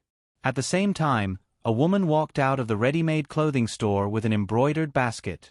The woman's clothes were not too luxurious, but her bearing and temperament were not comparable to ordinary women. She walked past the stall selling meat and got into a carriage on the side of the road. Perhaps the fragrance of the dried meat was too alluring. The woman could not help but look at the stall. With just one glance, she froze. The carriage started to move.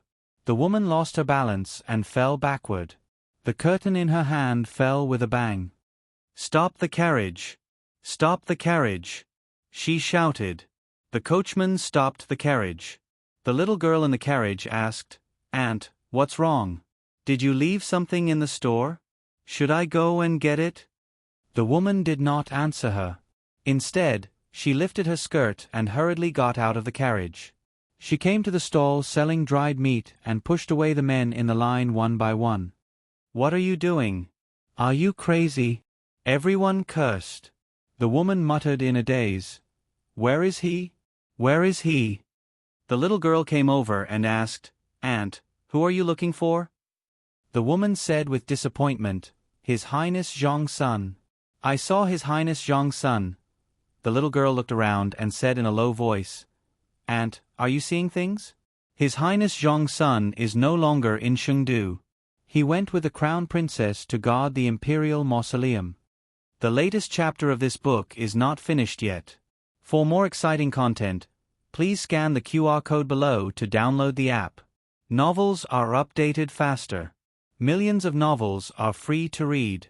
There are novels with connotations that can't be found on the internet here. https://www.zhbqg.com/89642/826428266/1075400975. HTML Genius memorized this site's address. www.zhhbqg.com Biku Pavilion Mobile Reading Website. zhhbqg.com.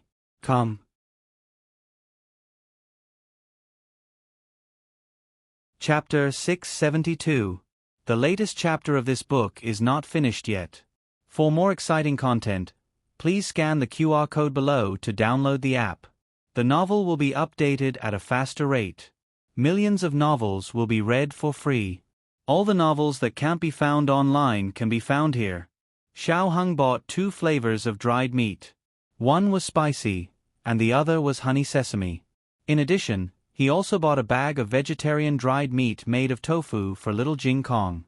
He found Gu Jiao in front of the lantern riddle stall and handed the 2 boxes of dried meat to her. Gu Jiao tried a piece of spicy dried meat first. It was sweet and spicy with a slight numbness, and the texture was very rich. "You try one too." Gu Jiao handed the box to Xiao Hang. In order to make it easier for Gu Jiao to eat, Xiao Hang took all the lanterns in Gu Jiao's hand. Xiao Hang raised the lanterns in his hand, indicating to Gu Jiao that he had no hands. In the end, Gu Jiao took a piece of dried meat and fed it directly to him. Xiao Hang ate it with a smile. "Is it good?" Gu Jiao asked. "It's good," he said as he looked at her deeply. Mu Qingchen's eyes hurt, and he was extremely irritated. There seemed to be a strange atmosphere between the two of them, as if no one could get in between them. Xiao Hang bought a lot of dried meat, and Mu Chuan and the others also tried the dried meat. The 3 of them had a good impression of Xiao Hang. He was good at writing, talented, generous, had a sense of propriety, and had a good conversation style. He was a person they could make friends with. Mu Chuan held a box of dried meat and asked while eating, "Mr. Long, which academy are you studying in? Is your academy participating in the boxing competition?" Although Xiao Hang was wearing a mask, his eyes and voice were very young. Coupled with his talent, Mu Chuan could tell that he was a student. Xiao Hang said, "I'm not studying in the academy." Mu Chuan sighed. "What a pity. I wanted to invite you to watch the boxing competition." Yuan Xiao said, "Even if you're not a student of the academy, you can still watch it. Mr. Long, if you're free tomorrow, please come over." Xiao Hang smiled and nodded. "Okay." Mu Qingchen glanced at them coldly and said, "So you know that there's a boxing competition. It's getting late, so we should go back." Mu Chuan begged, "Don't, 4th brother. Let's play a little longer. I haven't won enough lanterns yet." Mu Qingchen said coldly, "You've already given away the lanterns you won. What's the point of winning more? Mu Chuan pursed his lips. He wanted to struggle a little more, but Wu Fuzi came looking for him. This time, the few of them were completely hopeless and could only obediently be brought back to the inn by Wu Fuzi. Wu Fuzi stared at them with his fiery eyes. Gu Jiao and Xiao Hang did not have a loving farewell. They separated as if nothing had happened.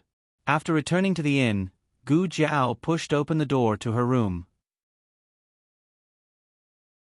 Mu Qingchen suddenly asked, "Is this really the first day you two met?" Gu Jiao said without changing her expression, "Yes." Mu Qingchen wanted to say something but hesitated. On second thought, even if the two of them were old friends, it was not his business. "Go back to sleep," he said indifferently and stepped into the room. Gu Jiao put the 2 lanterns on the bedside, washed up, and went to sleep. The next day, the group went to Lingbo Academy under Wu Fuzi's lead after breakfast. Wu Fuzi drew lots in the attic as usual. He went to Chenqiong Academy's room with a serious expression. Mu Chuan asked, "Wu Fuzi, which academy are we fighting against? Lingbo Academy or Canaan Academy?" At this point, only 3 academies were left. Who would have thought that Wu Fuzi would shake his head and say, "Neither"? Everyone was shocked. Mu Chuan was flabbergasted. "And no? How?" Wu Fuzi said with a serious expression, "It's Shaolin Academy." Gu Jiao understood that Shaolin Academy did not participate in the previous matches. It was because Mount Song Academy and Black Bamboo Academy fought and caused trouble. Both of them were kicked out of the competition, so there was an extra place for them to advance. As for why they did not choose from the eliminated teams, they had to ask the organizer. Gu Jiao asked, "Do the other academies have any objections?" Wu Fuzi said, "The eliminated academies have no objections. Maybe it's because they were defeated by Shaolin Academy before. Shaolin Academy was last year's champion." Wu Fuzi was relieved when he learned that they did not participate this year. Who knew that what he feared would happen? How did we end up fighting against them? It's the first match. Wu Fuzi's morale dropped. Are the students of Shaolin Academy all monks? Yuan Shao asked curiously. Wu Fuzi shook his head. No, there are monks, lay disciples, and ordinary people. Yuan Shao asked again, "Are there ordinary people among the people who bowed?" Wu Fuzi shook his head again. No, they are all first-class monks. Yuan Shao was speechless. Everyone was speechless. Chenqiong Academy was the first match. After the lots were drawn, they began to prepare for the match. On the other side, the spectators entered the arena one after another. Xiao Hang sat on his personal viewing platform. Beside him were his 3 schoolmates. Commandery Prince Ming's maidservant was attentively attending to them. Prince Ming was also here today. However, just like the first time, he did not appear on the grandstand. Instead, he was in a wing room on the highest floor of the attic. The view here was broad and they could see the entire arena. However, the people in the arena could not see them. There was another person sitting beside Prince Ming. "Cousin, please have some tea," Prince Ming said politely.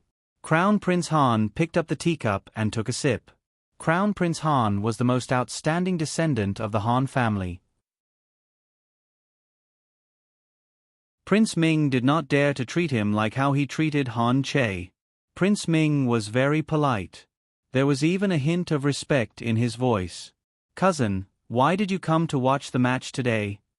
"I just wanted to take a look," Crown Prince Han said. Although he said so, he had been looking for Chenqiong Academy since the beginning. He did not know how the lots were drawn in the attic, so he could not tell which match Chenqiong Academy was in. However, he saw Dean Sen and a few students of Chenqiong Academy on the grandstand. One of them was even in a wheelchair. Speaking of wheelchairs, he glanced around and saw a group of people from the Duke's mansion entering the arena. He looked at a man in luxurious clothes who walked out from behind the crowd. "That is Second Master Jing." Commandery Prince Ming followed his gaze and said, "That's right." Second Master Jing took a few steps forward. Crown Prince Han did not see clearly because someone was blocking his path. When he was far away from the crowd, he saw that Second Master Jing was pushing a wheelchair. He asked suspiciously, "Is the person in the wheelchair Dukan?" "Yes, it is him," Prince Ming replied. "He is really awake." Crown Prince Han had heard some rumors. However, he did not believe it until he saw it with his own eyes. Prince Ming sneered and said, "He has been awake for a few days. I heard that the disciple of Dr. Luo of the Chen Kingdom woke him up. However, he is still unable to speak or write.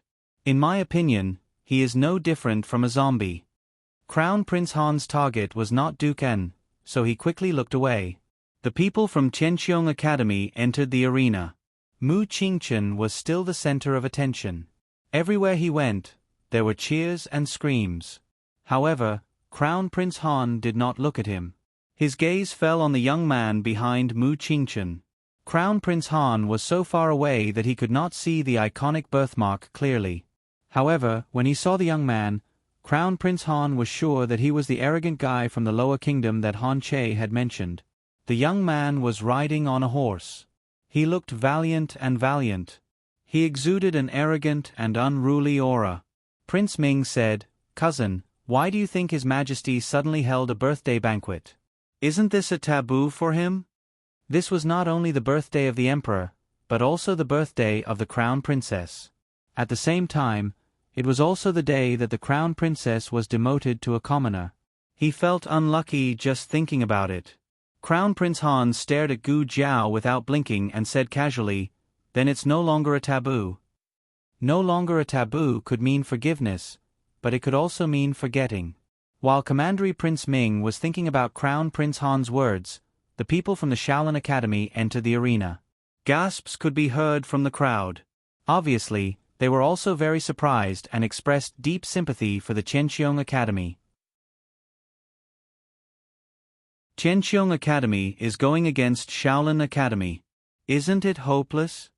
Shaolin Academy was last year's champion. They even defeated the Imperial Family's team. Qianqiong Academy is no match for them. What a pity. I didn't want Qianqiong Academy to lose. I wanted to watch a few more matches, but now it's impossible for them not to lose. What bad luck. Why is Qianqiong Academy against Shaolin Academy out of the 3 academies? The people from Qianqiong Academy were Mu Qingchen, Gu Jiao, Mu Chuan, and Zhao Wei. Yuan Shao was the second to enter the arena. They rode their horses all the way here, so they naturally heard the discussions. Mu Chuan whispered to Gu Jiao, "Don't listen to their nonsense. We will definitely win." The monks from Shaolin Academy rode their horses over and lined up in front of Qianqiong Academy. They wore monk robes and were tall and sturdy. They looked dignified and ferocious, which reminded people of the Vajra Buddha statues in temples. They were not easy to deal with. Mu Qingchen had never looked so serious in any of his previous matches, but this time, even he was not optimistic about the outcome. Shaolin Academy had never been defeated. No one could defeat them. The latest chapter of this book is not finished yet. Please scan the QR code below to download the app. Novels are updated faster and more complete. Millions of novels are free to read. Novels with content that you can't find on the internet are all available here. https://www.zhbqg.com/89642-826/1075404553. HTML Genius memorized the website address in 1 second. www.zhbqg.com Biku Pavilion Mobile Reading Website. zhbqg.com.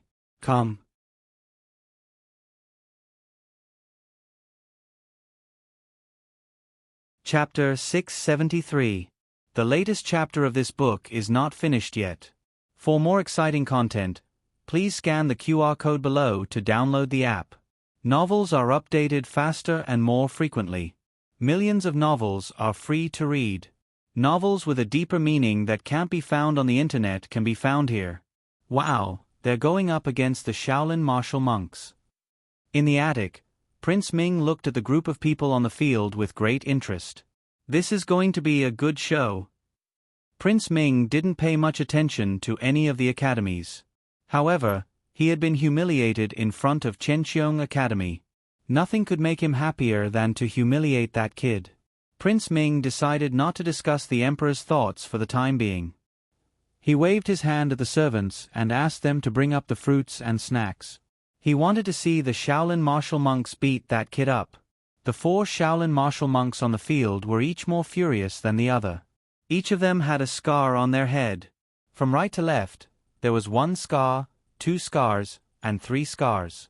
It seemed that the strongest martial monk had 6 scars. Don't you think these martial monks are a little scary? Mu Chuan whispered to Gu Jiao.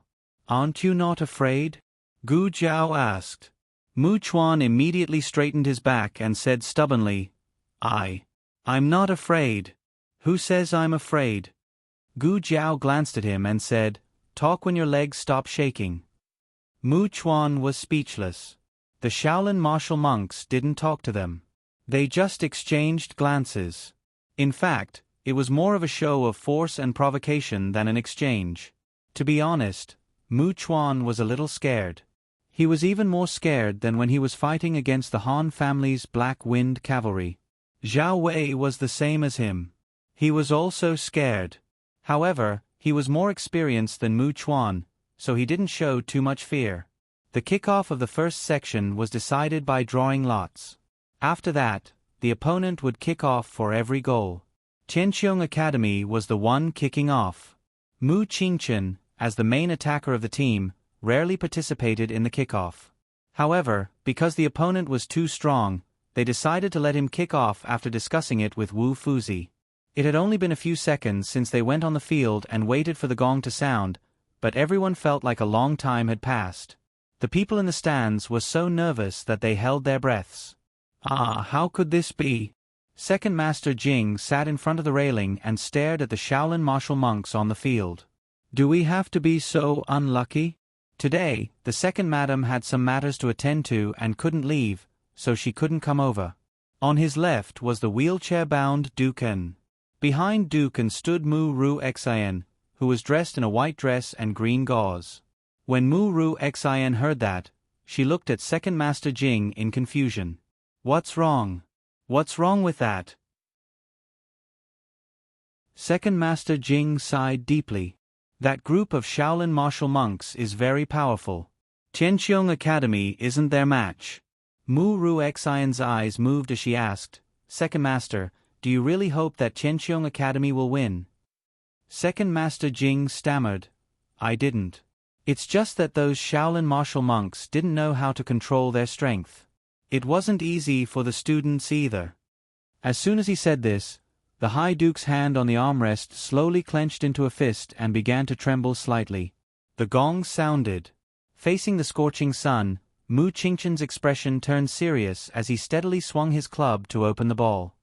Second sister, hurry up. Outside the archery field, Su Shui pulled her second sister and squeezed into the crowd. She took out her token and asked the guards to let them pass. Slow down. Second Miss Su's hand hurt from being pulled by her. Su Shui said, the gong sounded just now.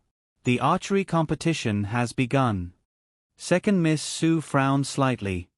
It's already begun. Why are you in such a hurry? I want to watch Xiao, watch fourth brother, Su Shui said seriously. I haven't seen fourth brother for a long time after he moved into the academy. Second Miss Su sighed. If father finds out that we skipped Master Fu's chess class and came here to watch some archery competition, he'll definitely punish us. Su Shui grabbed her wrist and walked toward Chenqiong Academy's grandstand. He won't. Let's go. Mu Qingchen's ball was extremely good. There were no problems with its speed and accuracy. The person who caught the ball was Zhao Wei. Zhao Wei had been learning archery since he was a child, so his technique was excellent. He successfully caught the ball that Mu Qingchen swung at him. He looked at Mu Chuan in front of him. Mu Chuan nodded at him. Zhao Wei passed the ball to Mu Chuan, and Mu Chuan passed it to Gu Jiao. At this time, Mu Qingchen had already arrived at the opponent's hole. Gu Jiao passed the ball to him, and Mu Qingchen took it and hit the ball into the hole with his pole. The four of them cooperated seamlessly and smoothly. The spectators finally got to see the Qianqiong Academy seriously play polo for the first time. However, the moment the ball was about to enter the hole, something unexpected happened. A Shaolin monk jumped on his horse and came to the hole. He hit the ball out of Mu Qingchen's way with his pole. The pole hit so far that it almost crossed half of the archery field. Zhao Wei and Mu Chuan had already rushed back. They rushed to grab the ball, but before they could even see the ball, they heard the gong on the referee's stand. Did they score? The two of them were stunned. Shaolin Academy took the lead and got the first flag at the beginning of the game. No, how did they score? What's going on? Mu Chuan was confused. He and Zhao Wei were chasing the polo ball. Did the ball escape into the hole by itself? Of course, it was not because the ball could escape, but because the Shaolin monk was so fast that they did not see it. Zhao Wei frowned and looked at the arrogant Shaolin monk. He recalled, "It's not just fast. They have a strategy." Just now, the monk with the scar blocked our view with his horse. He swung his pole to grab the ball. We thought the ball was with him, but in fact, the ball was in front of him. It had already been in the monk's hand. After listening to Zhao Wei's analysis, Mu Chuan felt that his belief had been subverted. Is it so sneaky? Since the opponent had scored, it was still their turn to kick off. This time, it was Zhao Wei who kicked off. Zhao Wei passed the ball to Mu Chuan, but before Mu Chuan could swing his pole, a Shaolin monk rushed past him. The Shaolin monk took the ball away. Mu Qingchen was attacked from two sides and could not break through. Gu Jiao intercepted the ball with the skills she learned from Su Ping. She passed the ball to Mu Qingchen, and Mu Qingchen passed it to Zhao Wei. Then, the ball was lost again. The gong sounded again. Shaolin Academy had scored again. The speed of the Shaolin Academy's goal was so fast that it made one's hair stand on end. It was even faster than the record set by the Horse King. Mu Chuan and Zhao Wei were so tired that they were panting. Mu Qingchen and Gu Jiao also had sweat on their faces. They rode on their horses and waited for the referee to bring the ball over. Mu Chuan panted and said, "What kind of monks are these? Aren't they too fierce? Lu Lang, why don't you ride your horse over?" Gu Jiao said, "It's still young. It can't be ridden." Mu Chuan muttered, "Didn't we ride it last time?" Mu Qingchen said lightly, "Stop talking." Mu Chuan shut up. This was not a game about the horses, but the people.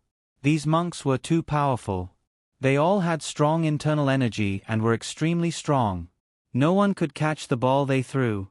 "How's your arm?" Mu Qingchen asked Gu Jiao. Gu Jiao intercepted most of the balls just now. Gu Jiao touched her almost numb right arm and said, "It's okay. I'll be fine after some rest." The game began again. Mu Qingchen kicked off. The use of internal energy was prohibited in the bowler game. Otherwise, it would be considered a foul. These young monks had been tempering their bodies all year round and had developed an indestructible body. Every swing they threw seemed to be imbued with internal energy. As expected, Mu Qingchen's ball was snatched away again. Mu Chuan was the closest. He swung his club to snatch it back. Zhao Wei assisted him from the side. The two of them blocked the Shaolin monks' formation. They were going to get the ball. The Shaolin monks glared at them and swung their clubs. "I'll do it." Mu Chuan stepped forward and caught the ball. At this moment, something unexpected happened. The monk had obviously expected that the ball would be intercepted, so he used a terrifying amount of strength. Mu Chuan's whole body was knocked out. Zhao Wei's expression changed. Mu Chuan fell from the horse and fell heavily to the ground. The grassland fell into silence all of a sudden. Another person fell off the horse. Everyone couldn't help but think of Nan Gonglin, who fell off the horse and was trampled. The referee stopped the game. Zhao Wei got off the horse. "Mu Chuan, are you okay?" Mu Chuan clutched his right arm, his face contorted in pain. "Is my arm broken?" Gu Jiao jumped off the horse, squatted down, and held his arm. It's dislocated. Bear with it. As soon as she finished speaking, she raised her hand and connected Mu Chuan's arm with a crack. Mu Chuan cried out in pain. Wu Fuzi came over and took Mu Chuan away. Yuan Shao came on. After careful consideration, the referee finally judged that it was an accident. Shaolin Academy did not violate the rules. Isn't this a violation? Yuan Shao said unhappily. They did it on purpose. He had been watching just now. The monk with 3 scars on his head was aiming at Mu Chuan. He wanted to use the force of the ball to hurt Mu Chuan. Were they like this before? Gu Jiao suddenly asked. Mu Qingchen was the only one who could answer this question. After all, other than him, no one else had seen Shaolin Academy play. Mu Qingchen frowned. They used to be very domineering, but they were not as cruel as today. If not for his better martial arts skills, he would have been knocked off the horse. The reason why he asked Gu Jiao if her arm was all right was because his arm was also injured. This group of Shaolin monks seemed to be deliberately targeting them. Was someone secretly controlling them? In the attic, Prince Ming clapped his hands and cheered. Beautiful. That's how it should be played. Who brought the Shaolin Academy here? This prince really likes that person. Erhan sipped his tea unhurriedly. The game started again. Gu Jiao led the horse and walked in front of the referee. Suddenly, she stopped and tilted her head to look at the referee. Are you sure it's not a violation? The referee said, Of course it's not. Oh. Gu Jiao raised her eyebrows. So, as long as it's hit by the ball, it's not a violation. The referee frowned. He felt that this statement was not right, so he corrected her. You can't deliberately attack the opponent with the ball. Mu Chuan was sent flying when he tried to grab the ball. The opponent did not aim at him. Oh. Gu Jiao said, If it's not intentional, it's not a violation, right? That's right, but it sounded a little strange when it came from your mouth. The referee looked at Gu Jiao strangely. In the end, he could not tell what was wrong. He nodded. Let's start. Gu Jiao got on the horse. Yuan Shao kicked off. As soon as Zhao Wei got the ball, it was snatched away by the Shaolin warrior monk. Gu Jiao galloped to catch up. The Shaolin warrior monk was about to swing the club when Gu Jiao suddenly said, Amitba. The Shaolin warrior monk was stunned. He almost reflexively took back the club and bowed. Amitba. Bang. Gu Jiao hit the ball out with her pole. The Shaolin warrior monk was speechless. Yuan Shao got the ball and passed it to Zhao Wei. Zhao Wei passed it to Gu Jiao. At this time, they were very close to the opponent's hole. Mu Qingchen was already in position. The Shaolin warrior monk caught up. Gu Jiao was attacked from 2 sides. Lu Lang. Yuan Shao shouted not far away. Give the ball to him, and he will pass it to Mu Qingchen. Gu Jiao did not do that. She took a risk and passed the ball to Mu Qingchen. As expected, it was intercepted. Yuan Shao sighed. Oh. It was the warrior monk with the 6-ring scar who intercepted the ball. He wanted to pass the ball to another warrior monk. Gu Jiao stared at the latter. The warrior monk with the 6-ring scar had a fierce look in his eyes. He hit the ball out. He had used almost all of his strength in this stroke. Mu Qingchen knew that things were not going well. This was not the ball he really wanted to pass to his companion. He planned to use the trick he used on Mu Chuan on Gu Jiao. She could not take it head-on. Mu Qingchen wanted to stop it, but it was too late. Gu Jiao stretched out the club. Ah!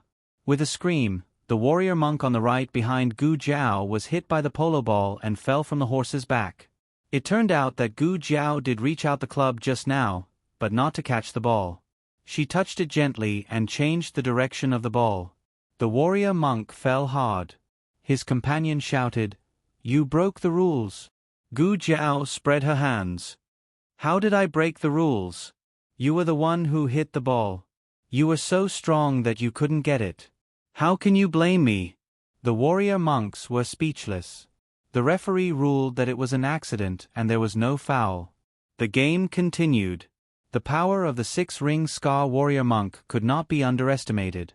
This warrior monk fell heavily and temporarily left the stage. Another warrior monk took his place. This warrior monk was slightly weaker, but he opened up a gap for Tianqiong Academy. Before the second section ended, Tianqiong Academy scored a goal. The Shaolin warrior monk seemed to be angry. As soon as the third section began, Yuan Zhao's arm was injured. "Are you okay?" Mu Qingchen asked. Yuan Zhao gritted his teeth and held the club. "I'm fine. I can still continue." They had to continue. They only had 5 people. Mu Chuan couldn't play anymore. If he also went down, they wouldn't have enough people to play. They could only forfeit. Gu Jiao looked at Yuan Zhao's right hand, which was trembling in pain, and her eyes turned cold. She switched the club to her left hand and wrapped the reins around her right hand. Then, she snatched the ball at lightning speed. The monk whose ball was stolen was stunned for a moment. Clearly, he did not expect the opponent to suddenly become so fast. After Gu Jiao snatched the ball, she didn't pass it to anyone. Instead, she took the ball to the opponent's hole. The warrior monk with the 6-ring scar had been waiting for a long time. Gu Jiao was full of murderous intent. She hit the ball toward the hole. A trace of contempt flashed in the warrior monk's eyes. He raised his club to block it. At this moment, something incredible happened. The moment the club hit the ball, he was sent flying. What kind of terrifying strength was this?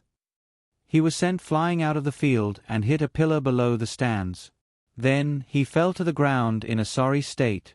Everyone was stunned. Many people in the stands even stood up. What just happened? Was the Shaolin warrior monk sent flying? How could this be? Sixth senior brother. The warrior monks rushed to the edge of the field, dismounted, and rushed toward him. Was that Lu Lang?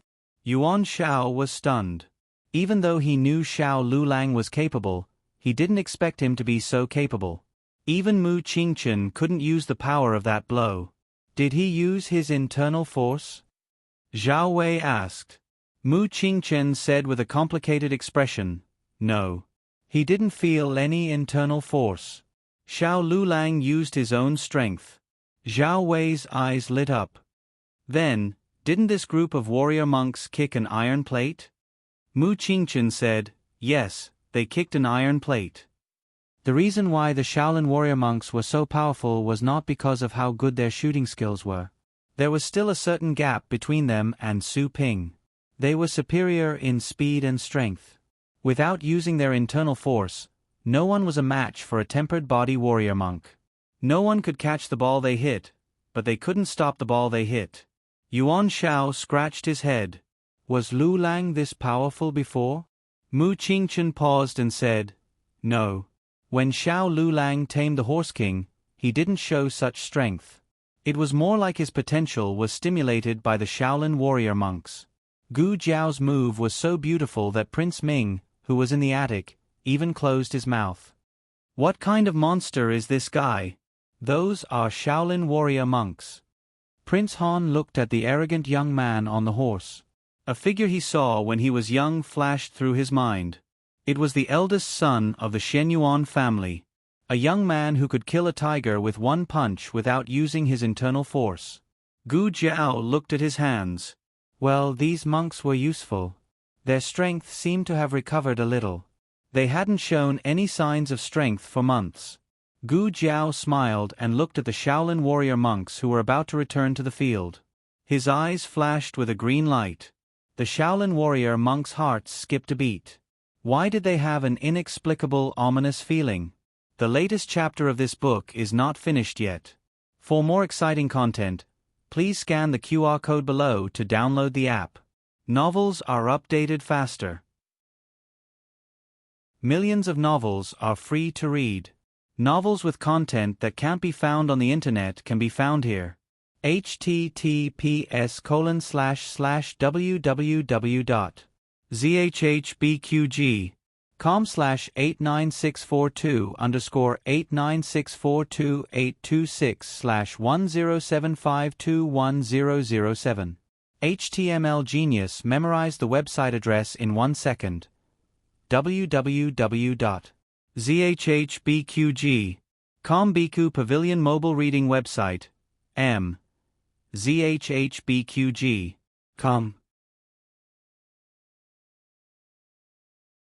Chapter 674.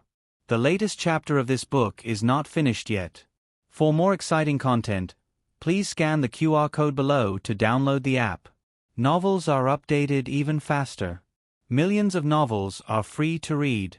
Novels with content that can't be found online are all available here. Ordinary people couldn't imagine how strong a tempered body warrior monk's physique was.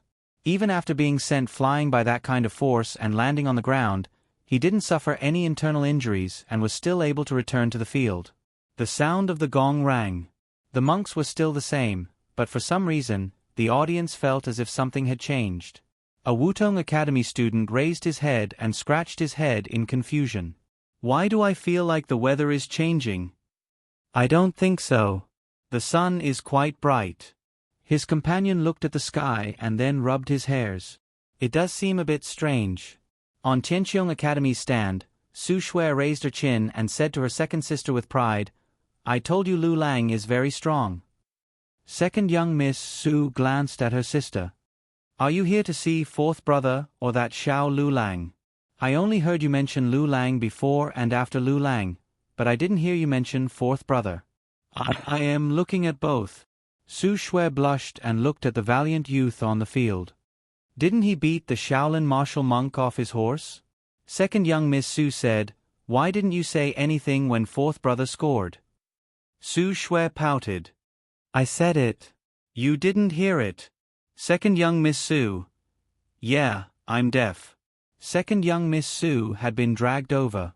She didn't have much interest in the tournament itself, but after watching for a while, she felt that it wasn't bad. That guy called Xiao Lu Lang didn't have a good appearance, but he had a heroic spirit that made people's blood boil. She couldn't blame her sister for always staring at him. On the opposite side of Tianqiong Academy's stand, Second Master Jing laughed out loud. Yes. Let's fight like that." The Duke's fingertips tapped on the armrest in an irregular pattern. He also seemed very happy. Only Mu Ruxin looked unhappy. She didn't like Xiao Lu Lang, so she hoped he would lose. Didn't they say that the Shaolin martial monk is very strong? Did he cheat? Second Master Jing didn't like to hear these words. How could he not be able to tell if Xiao Lu Lang was cheating?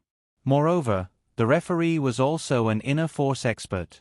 If Xiao Lu Lang really dared to break the rules, he would have been sent off by the referee. What is wrong with this Mu Ruxin? Why would Big Brother want to take this girl as his goddaughter? Thinking of the words his eldest brother wrote on the bedside table, for the first time, Second Master Jing felt that his eldest brother's brain was really damaged. Of all people, why did he have to think about Mu Ruxin? Second Master Jing didn't know that he had misunderstood his eldest brother's intentions. So when he said that they weren't from the same mother's womb, they really didn't have any tacit understanding. On the field, Gu Jiao snatched the ball again. The Shaolin monk rode his horse over to snatch the ball. Gu Jiao smiled and hit the ball hard again. The Shaolin martial arts monk snorted contemptuously, as if he had expected her to do this. He actually put away the cue stick with a whoosh. Mu Chuan, who was watching the match from the sidelines, grabbed his arm and shouted, F***CK. What kind of sneaky monk is this? He actually tricked Lu Lang into attacking them. Oh no, they dodged. Liulong's ball was going to go out of bounds. In a while, it would be their turn to kick off the ball. Seeing that the ball was about to go out of bounds, Mu Qingqin suddenly sped up. He stretched out his cue stick and gently hit the ball. The ball flew back into the field. Mu Qingqin's forearm was slightly numb. This guy's strength was too great. He didn't take it directly just now. If he did, he was afraid that he would be sent flying out like the monk with the scar on his face. Gu Jiao narrowed her eyes. Oh, a scheming monk. The green light in her eyes became brighter. The Shaolin martial arts monk who had snatched the ball rushed toward the whole of Qianqiong Academy. He sped up to the extreme. However, as he was running, he suddenly felt a dark shadow coming over. He turned his head and saw Gu Jiao smiling. His eyebrows twitched. "It's fine, it's fine. The ball is on my right, and this girl is on my left. She can't snatch it." The next second, Gu Jiao disappeared. The Shaolin martial arts monk. Gu Jiao hooked one foot on the saddle and hung upside down. She hit the Shaolin martial arts monk's horse with the cue stick and sent the ball flying. The Shaolin martial arts monk was stunned. "So fast. Are you a ghost?" The ball was caught by Zhao Wei. Zhao Wei passed it to Yuan Shao, and Yuan Shao passed it to Mu Qingchen. The main attacker of Qianqiong Academy was Mu Qingchen. Usually, he was the one who scored the ball. However, Gu Jiao was looking at him while riding the horse. Mu Qingchen was stunned for a moment and passed the ball to Gu Jiao. Gu Jiao drove the ball all the way to the hole of the opponent. This was the only time when the two sides could face each other. The Shaolin martial arts monk stood in front of Gu Jiao defensively. Gu Jiao's flexible waist was full of strength. She raised the cue stick in her hand and hit the ball toward the hole. It was a spinning ball, and it made a humming sound as it spun. The Shaolin martial arts monk shouted and swung his cue stick to block it. Bam! The Shaolin martial arts monk was sent flying. Hiss! Mu Chuan gasped. Gu Jiao looked at the row of Shaolin martial arts monks in front of her. Who's next? They looked at each other in unison. The corners of Gu Jiao's lips curled up as she hit another ball. Bam! Another Shaolin martial arts monk was sent flying. This was not like when they were fighting for the ball in the middle of the game. They could think of ways to attract Gu Jiao to foul. Here, as long as they dared to dodge, Gu Jiao would score the ball. Every time a martial arts monk fell off the horse, the referee would call for a pause and wait for the martial arts monk to get back on the horse before continuing. It was worth mentioning that as long as the bowler did not foul, the game would continue from where it was paused. In other words, Gu Jiao did not even need to move. She could take turns playing with the sandbags. No bowls. The Shaolin martial arts monks were sent flying one after another. Mu Chuan was so relieved that he laughed loudly. "Who told you to set me up? Now the tables have turned." The Shaolin martial arts monks were beaten up, and finally thought of a way. When they were sent flying, they used the cue stick to hook the ball out. This way, it would be judged as out of bounds. Although the opponent would be the one to kick the ball out of bounds, at least they would not be pressed to the hole and be beaten up. But every time the ball was about to fly out, Mu Qingchen would hook it back and look at them coldly. It was as if he was saying, "Continue to be beaten up." The Shaolin martial arts monks were speechless. No more, no more. A Shaolin martial arts monk was sent flying again. He sat on the ground and cried. The scarred martial arts monk was furious. A strong murderous aura erupted from his body. He shook his arms and said fiercely, "Kid, you're courting death." In the stands, Second Master Jing's hand trembled and tea splashed all over his eldest brother's head. "Oh no, it's the Shaolin martial arts. Qi enters the body and is invulnerable." Gu Jiao hit the ball into the air. She slapped the saddle and jumped into the air. Then, she flipped and hit the falling ball with the cue stick. The scarred martial arts monk said, "Indestructible body." Bang! Ah! The scarred martial arts monk's nose was crooked and his tongue was stuck out. Gu Jiao carried the cue stick on her shoulder. "I don't care if you're indestructible or not." "Hey!" Mu Qingchen stopped Gu Jiao and signaled the number of flags near the referee's stand with his eyes. "Are you done playing?" It was the last part. There were still 9 flags left. Gu Jiao licked the corner of her lips, wishing for more. She had to play. The monks couldn't hold on any longer. Gu Jiao exhausted the arrogance and physical strength of the Shaolin martial arts monks. Then, Qianqiong Academy began to use all their strength. The Shaolin martial arts monks' hands were shaking and they almost couldn't swing the cue stick. At the end of the game, Qianxiong Academy won the game with a score of 13-10. In the side room of the attic, Gu Jiao treated the injuries of Mu Qingchen and the others. After so many games, this was the most serious one. Almost everyone's arms were numb and their palms were bruised. Mu Chuan's arm was hanging from his neck with gauze. From time to time, he helped Gu Jiao pass the wound medicine. These Shaolin martial arts monks are too ruthless. The Shaolin martial arts monks who were just passing by the door staggered. Who was the ruthless one? You're still alive and kicking. We don't even have the strength to walk. The Shaolin martial arts monks were miserable. They were dragged into the side room by the guards. There were a total of 5 martial arts monks. All of them were bruised and swollen. They sat on the chairs to rest, depressed. They couldn't even move their fingers. Suddenly, the door was kicked open with a bang. A demon-like young man appeared at the door with a cold expression. Their bodies trembled. He's here. He's here. He's here with a cue stick. Gu Jiao patted her palm gently with the cue stick. She glanced at them and asked, "Who sent you?" They were shocked and looked at each other. Gu Jiao said, "What? You don't want to tell me?" "Master Qingchen." The voice of the Lingbo Academy's guard came from outside the door. "The doctor is here." Mu Qingchen said calmly, "No need. I've invited the doctor. He has already gone in to treat the eminent monks of Shaolin Academy. You can go back. The doctor will take good care of them." The martial arts monks widened their eyes in unison. "Don't go. Don't go. Then we'll have to trouble you." The guard left with the doctor. The martial arts monks looked at Gu Jiao in despair. Gu Jiao tilted her head and smiled. Gu Jiao came out of the room and scratched his little back with the cue stick. Phew. Mu Qingchen had been attracted by his little tricks recently and found him adorable for some reason. There was something wrong with this idea. Mu Qingchen decisively cleared his mind and said seriously, "Are you done?" "Yes." Gu Jiao nodded. They are not real martial arts monks of Shaolin. They are just a group of masters who have been lurking in Shaolin.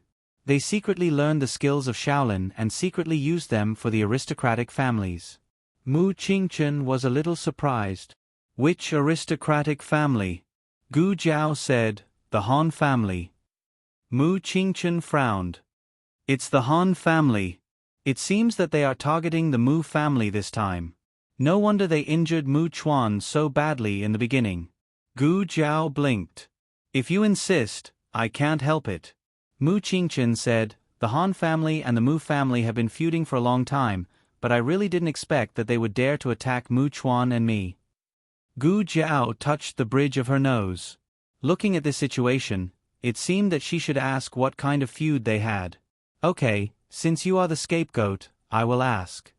What is the feud between the Han family and the Mu family?"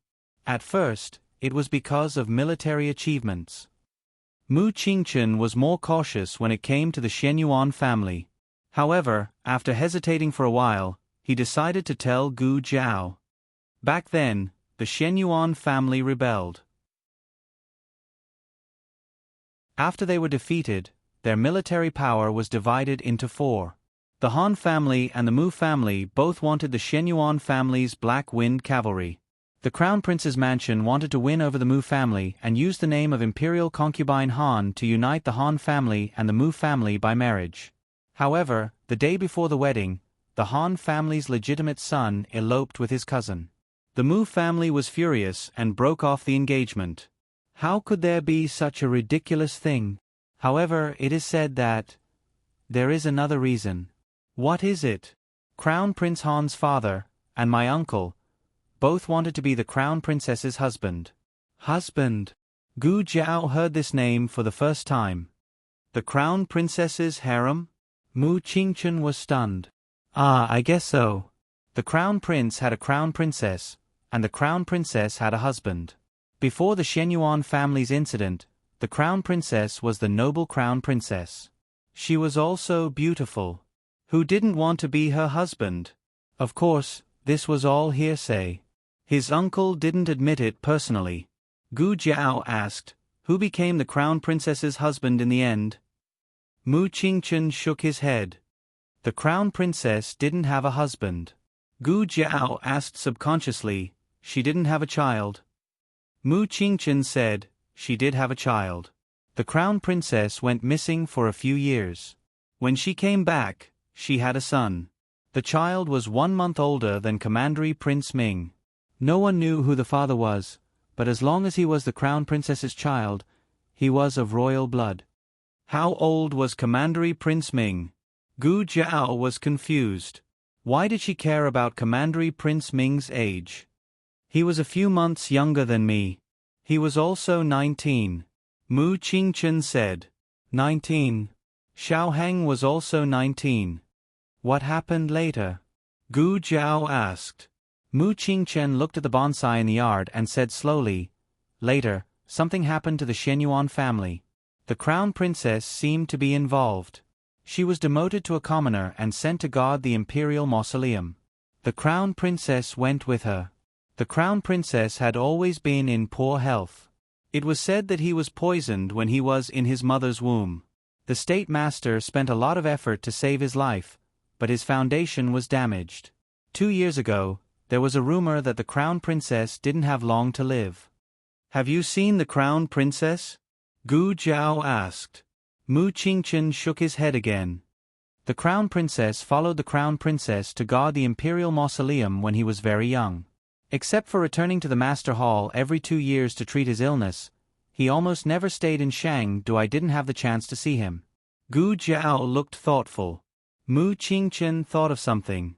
He hesitated for a moment and said, "There was a rumor about the crown princess a few years ago." Gu Jiao asked, "What rumor?" Mu Qingchen frowned and said, "It said that the crown princess wasn't the crown princess's son." "Fourth brother. Lu Lang. Why are you still here? The competition is about to start." Mu Chuan walked over with his arm in a sling.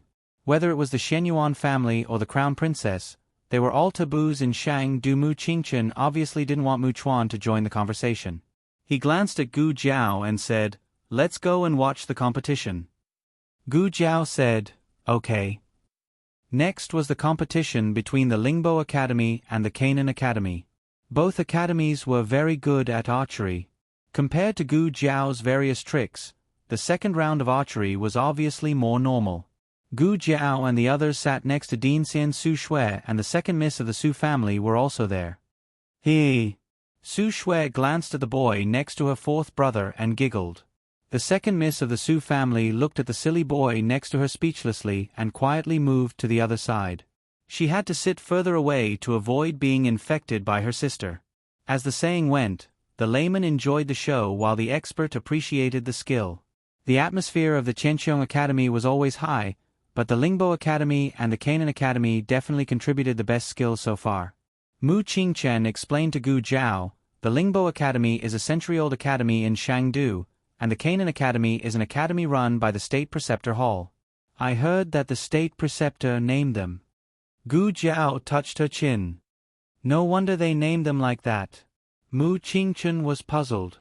"What's wrong with the name?" Nothing." Gu Jiao couldn't explain to him the tacit understanding of time-traveling people. Mu Qingchen's attention returned to the archery field. They were holding back before, but today they went all out. This is their true strength. Both sides fought very cleanly, without any underhanded tricks that could not be brought to the table. The archery skills of the Chenqiong Academy were far inferior to theirs. It was not something that could be made up for by practicing at the last minute. In fact, it was a miracle that they could go all the way to the last round. Of course, it was all thanks to someone's various tricks. Mu Qingchen said solemnly, "We don't have a good chance of winning the next round. We have to train harder these days." Gu Jiao said calmly, "We didn't want to win anyway." Mu Qingchen looked at her strangely. Gu Jiao cleared her throat and said without changing her expression, "Let's not put too much pressure on ourselves. Our homework is already so heavy, so let's not make ourselves anxious. Second place is not bad either." What a joke. The reward for second place was 1,000 taels of gold. Who would want to see the emperor in first place? She wanted them to win without doing anything. Mu Qingchen, what kind of person was this? At the end of the round, the Lingbo Academy lost by 2 flags. The Lingbo Academy was the academy of little Jing Kong. Gu Jiao felt sorry for them. 2 seconds, no more than that. When the competition ended, the people of the Qianqiong Academy and the Canaan Academy met. As expected of the students of the Grand Preceptor Hall, each of them had an imposing appearance and a heroic spirit. The people of the Canaan Academy had the arrogance of the Grand Preceptor Hall and did not intend to get acquainted with the people of the Qianqiong Academy. They just glanced at them indifferently and walked away. Gu Jiao suddenly said to them, "I have high hopes for you guys. Do your best in the next round and don't show any mercy. First place is yours. Everyone from the Canaan Academy. Everyone from the Qianqiong Academy. Fourth brother."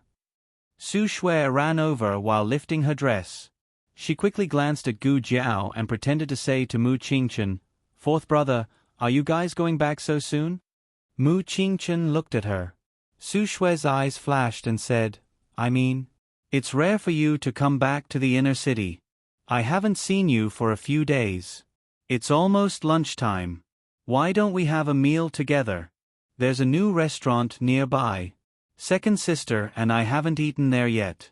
Am I right, second sister?" The second young lady of the Su family was stunned by Su Shui's question. "What?" Mu Qingchen sighed and turned to his companions. "You guys go back first." Su Shui glared at him. "No, fourth brother." Mu Qingchen could not bring his 2 sisters to eat at the same table with several men. However, he could not refuse his sister's request and could only stay. Su Shui watched as Gu Jiao and Mu Chuan got on their horses. She felt so wronged that she pursed her lips. Mu Qingchen looked at his sister who was about to cry in confusion and asked, "Didn't you want to eat?" "She did not want to eat with you." Su Shui stomped her feet and left in a huff. Gu Jiao did not leave the Lingbo Academy. I'm going to buy something. You guys go back first.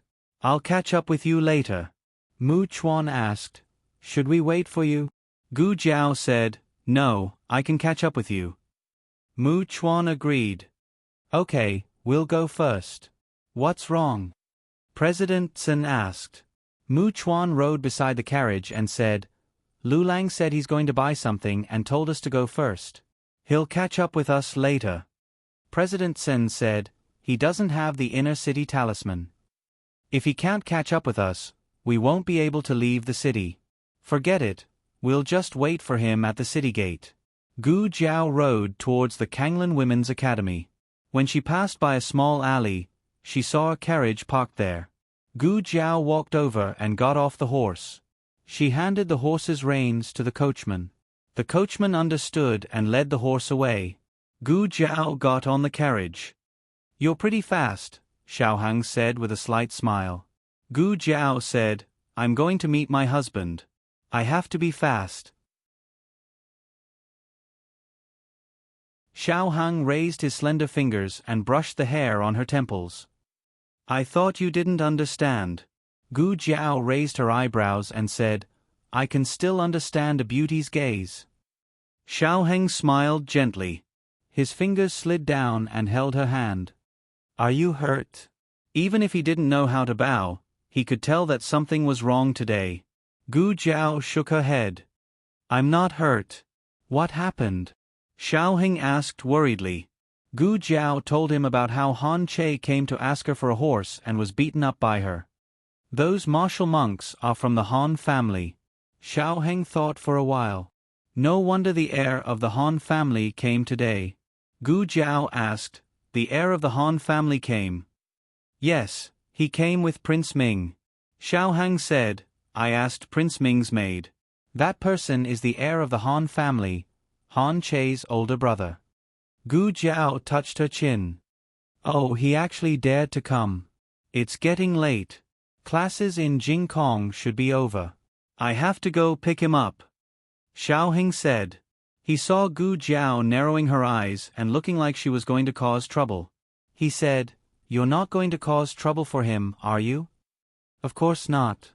Gu Jiao opened her eyes wide and blinked. She was very obedient. Xiao Heng watched as she grabbed the sack behind her. The latest chapter of this book is not finished yet. For more exciting content, please scan the QR code below to download the app. The novel is updated faster. Millions of novels are free to read. There are all kinds of novels that you can't find online. https://www.zhbqg.com/89642_8964282/1075025228. HTML Genius memorized the website address in 1 second. www.zhbqg.com Biku Gu mobile reading website, m. zhbqg.com.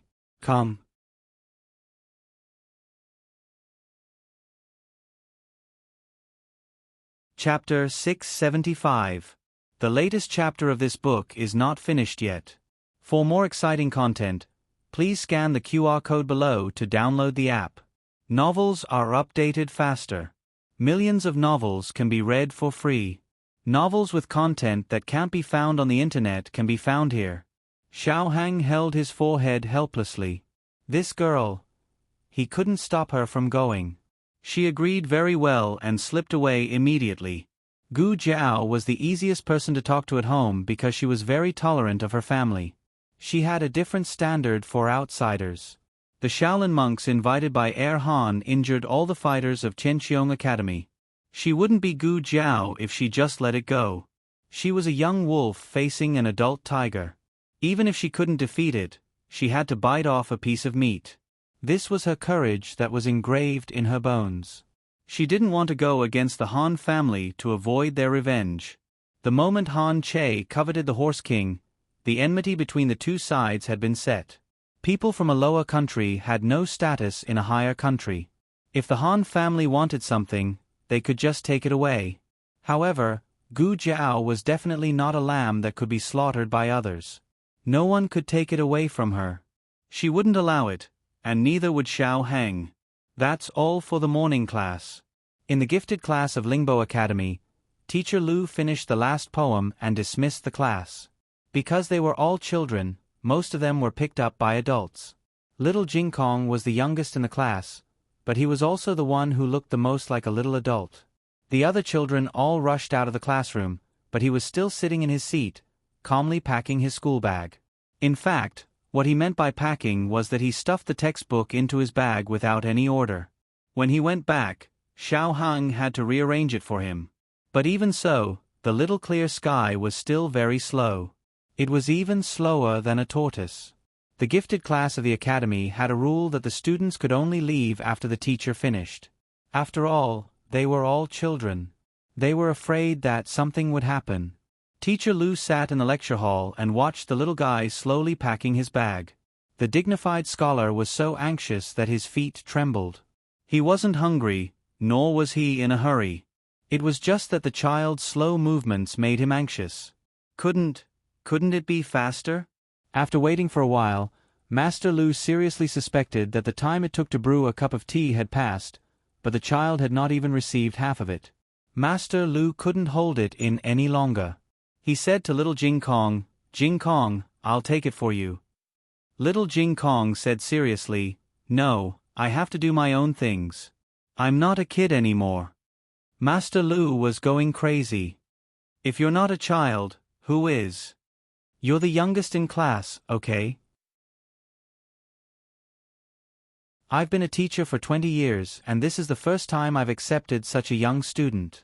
Master Lu stretched his legs and changed his sitting position. Little Jingkong continued to tidy up slowly. Master Lu changed his sitting position again. Little Jingkong was still being cleaned up. Master Lu's blood pressure was about to rise. Finally, little Jingkong was cleaned up. Master Lu heaved a sigh of relief and thanked the heavens. Crash! Little Jingkong poured out the books from the bag again. I can't find something. Looking at the small mountain of books on the table, Master Lu's eyes finally rolled back and he fell backwards. Little Jing Kong was taken away by Master Cheng. Master Chung held little Jing Kong's hand and walked out of the classroom. He said to little Jing Kong in a pleasant manner, "I'll take you out for lunch today." Master Cheng was a teacher at Lingbo Academy. He was very accomplished in calligraphy. Xiao Hang had asked him to teach little Jing Kong how to write. Little Jing Kong was the top student in every subject except for his calligraphy. He had learned a lot from Gu Jiao. Oh! Little Jing Kong's reaction was very calm. Master Cheng was speechless. Why did he feel that this child was a little soulless today? The boxing competition was over. He had left without seeing Jiao Jiao. His little soul also left with Jiao Jiao. He was now a soulless little Jing Kong. Crown Prince Han and Prince Ming went to the entrance of the academy after coming out of the attic. Prince Ming's carriage and Crown Prince Han's horse were already waiting outside.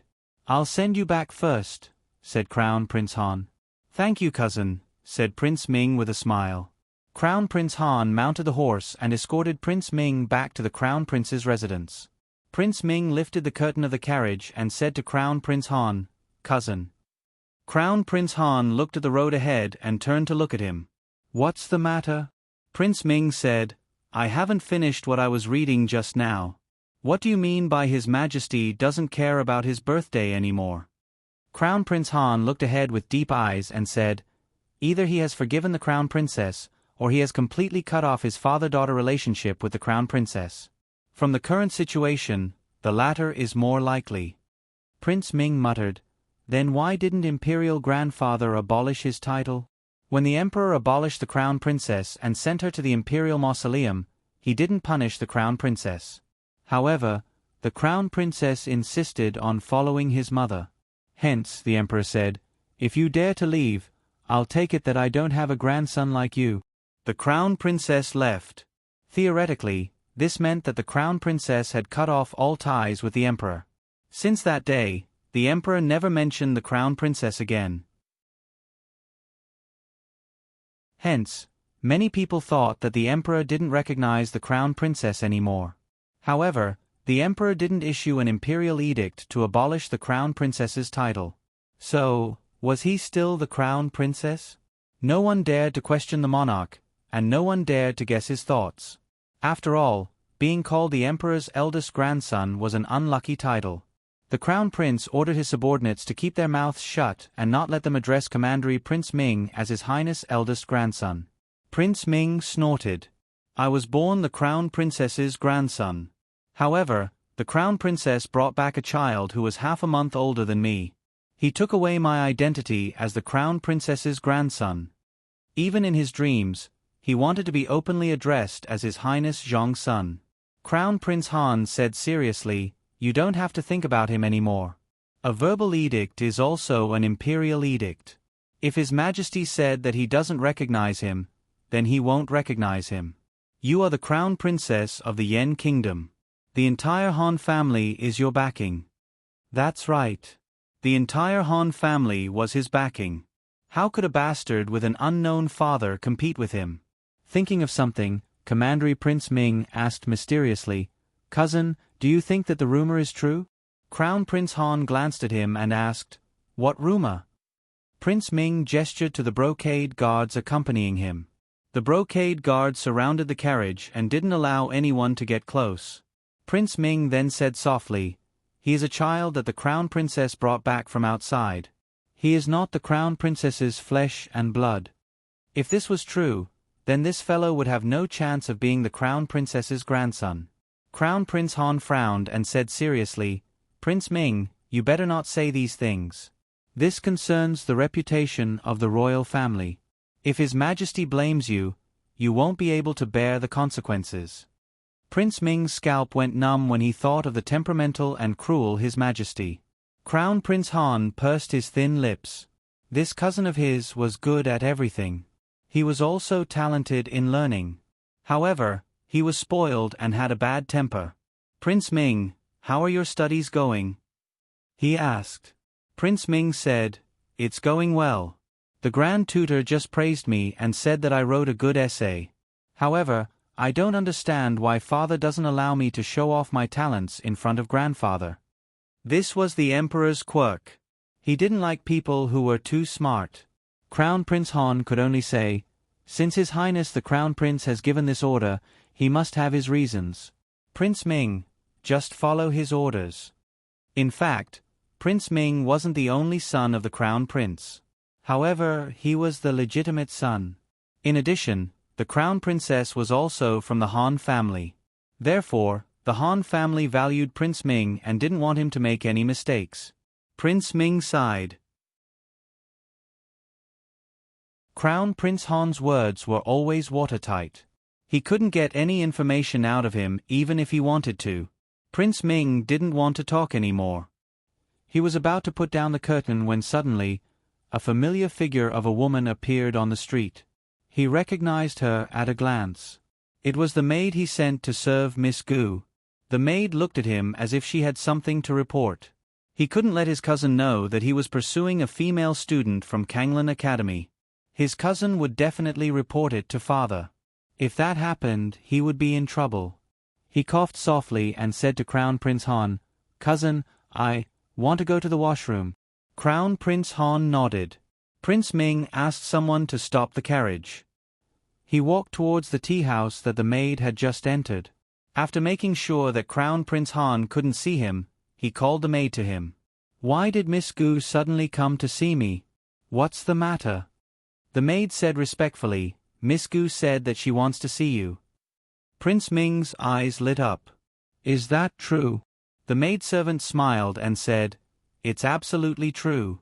Originally, the event had already ended and Miss Gu had also left. However, she suddenly returned and said that she wanted to thank the county king for booking the arena for her. She had made a painting and wanted to personally give it to the county king. Royal Prince Ming laughed excitedly. "She's finally willing to see me. She even wants to give me a gift. It seems that I was right to reveal my identity." The maid said, "You are the Crown Prince's legitimate son and the eldest grandson of the Yan's emperor. She is just a commoner. How would she dare to reject your pursuit?" Prince Ming's eyes darkened. "You are not allowed to disrespect her." The maid quickly lowered her head. It was a slip of the tongue. Prince Ming put his hands behind his back and looked at the endless stream of people. He smiled wantonly. "As long as she obeys me, I will give her an identity from Shangzhou. Yubin Pavilion, right?" The maid hesitated for a moment and advised, "Prince Han, Crown Prince Han is outside. Isn't it inappropriate for you to meet Miss Gu like this?" There was indeed some trouble with his cousin. However, Prince Ming had been pursuing the beauty for a long time. The beauty didn't even look at him. He was worried that if he missed today, the beauty would ignore him the next time. After a moment of hesitation, he finally forced himself to lie to Crown Prince Han. "Cousin, I met a friend in the tea house. You don't have to send me off. I will go back to the residence later." After saying this, he suppressed the nervousness in his heart and tried to make himself look magnanimous and calm. Crown Prince Han didn't seem to notice anything amiss. He nodded. "Then be careful." Prince Ming smiled. "I will. There are so many brocade guards." After Crown Prince Han left, Prince Ming couldn't wait to go to the Yubin Pavilion nearby. Xiao Hang was waiting in a room on the second floor near the street. Prince Ming entered the room in high spirits. 6 brocade guards guarded the door vigilantly. These 6 guards were not to be underestimated. They were all top experts in the Crown Prince's residence. Otherwise, Xiao Hang wouldn't have thought of a way to lure them away from Crown Prince Han. However, even if Crown Prince Han was alone, he was still not easy to deal with. His martial arts were so high that even the Shadow Dragon guards were no match for him. Therefore, they had to use some auxiliary methods to weaken his strength. Crown Prince Han rode into the alley on his horse. He wasn't riding on the Black Wind King. The Black Wind King was too powerful. It would scare the other horses away on the street, causing unnecessary accidents and panic. He took a few steps and suddenly pulled on the reins. He tilted his head slightly and glanced behind him. Who's there? Come out. On the roof, Gu Jiao moved her fingertips and 3 Tanghua needles flew out. Crown Prince Han jumped up from his horse and flipped in the air. The 3 Tanghua needles were nailed to the wall beside him. What a powerful qinggong! What an agile speed!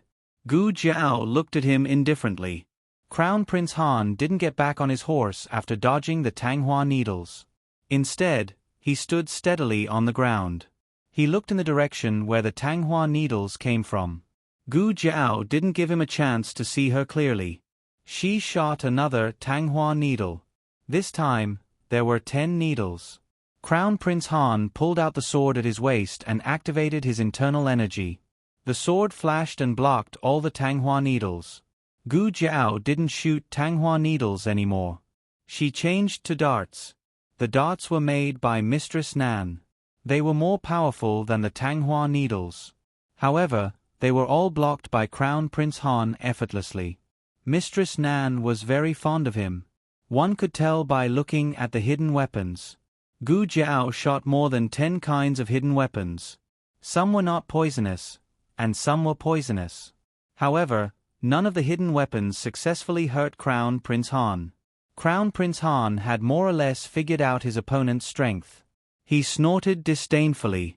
He tapped his toes and swung his sword toward the roof. Gu Jiao's lips curved slightly. She moved her hands at the same time and shot out another round of hidden weapons. Crown Prince Han was fearless. He swung his sword and slashed. Bang! 6 black fire pearls exploded mercilessly. Crown Prince Han was stunned by the explosion. His body stopped in midair. He had already flown to the roof and saw the masked young man who had attacked him. The young man was only inches away from him. Now was the time. Gu Jiao raised her leg coldly and kicked him down. With a loud bang, Crown Prince Han fell to the ground like a small mountain. The hard bluestone floor cracked. His sword flew out of his hand and hit the corner of the street. It was stuck in a crack in the wall. Crown Prince Han was in great pain. He covered his chest and stood up with a fierce look in his eyes. Gu Jiao narrowed her eyes slightly. So many black fire pearls and double the effect of the knockout drug. You can still get up? Then I'll give you 6 more black fire pearls. What a waste of black fire pearls. Gu Jiao threw 6 more black fire pearls at him. After that, she used half a vial of neurotoxin to make him collapse. However, a tuft of his hair was still stubbornly sticking up. It was as if he had an unyielding will. Ha ha. Gu Jiao flattened his hair with a slap and put him into a gunny sack. The latest chapter of this book is not finished yet. For more exciting content, please scan the QR code below to download the app. The novel will be updated at a faster rate. Millions of novels will be read for free. There are all kinds of novels that you can't find online. https://www.zhbqg.com/89642-826/1074850882. HTML Genius memorized the website's address in 1 second. www.zhbqg.com Biku Gur mobile reading website. zhbqg.com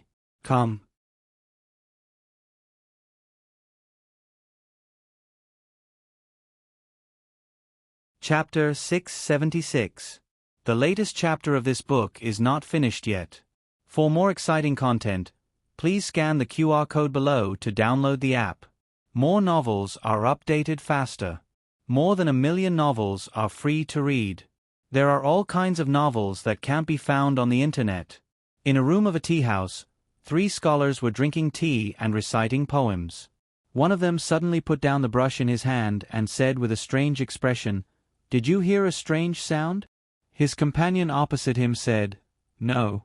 His companion beside him listened carefully and frowned. "Seems like there is."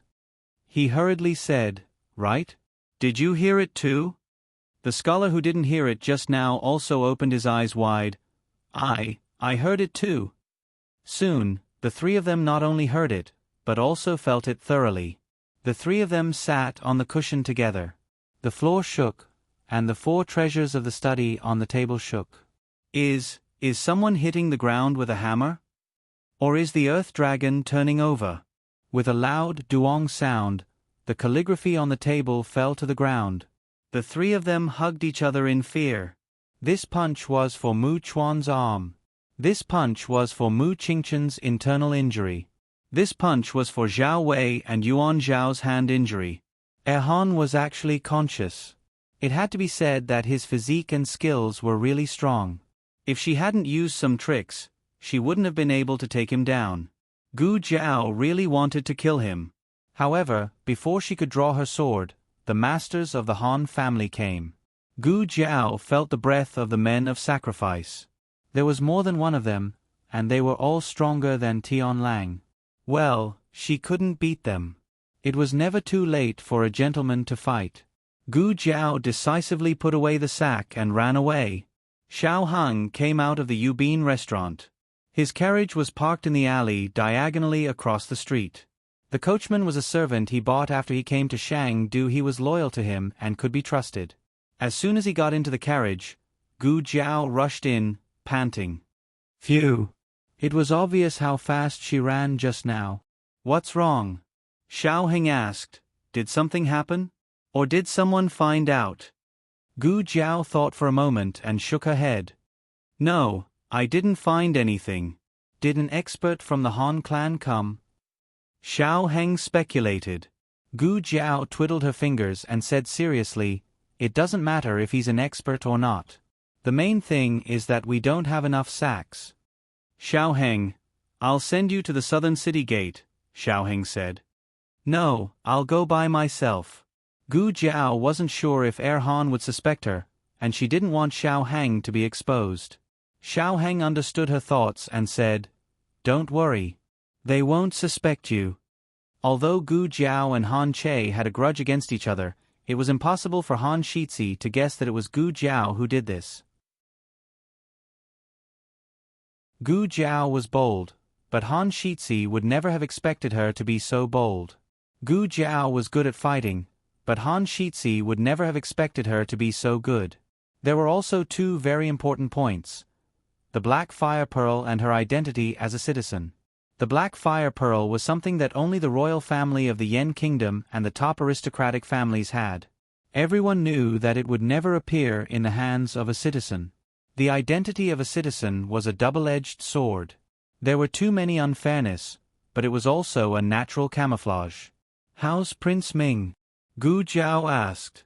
He's drunk and resting in the restaurant, Xiao Heng said. Prince Ming thought that he could take advantage of the beauty, but Xiao Heng poured him a cup of strong wine and made him drunk. He was the one who got drunk, so the brocade guards couldn't blame Xiao Heng.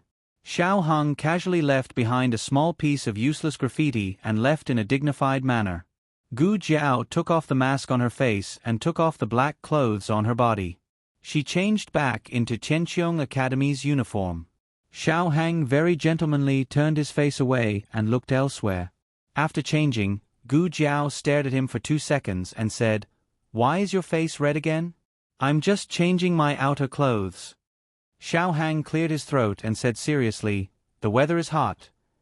Xiao Heng sent Gu Jiao all the way to the vicinity of the southern city gate.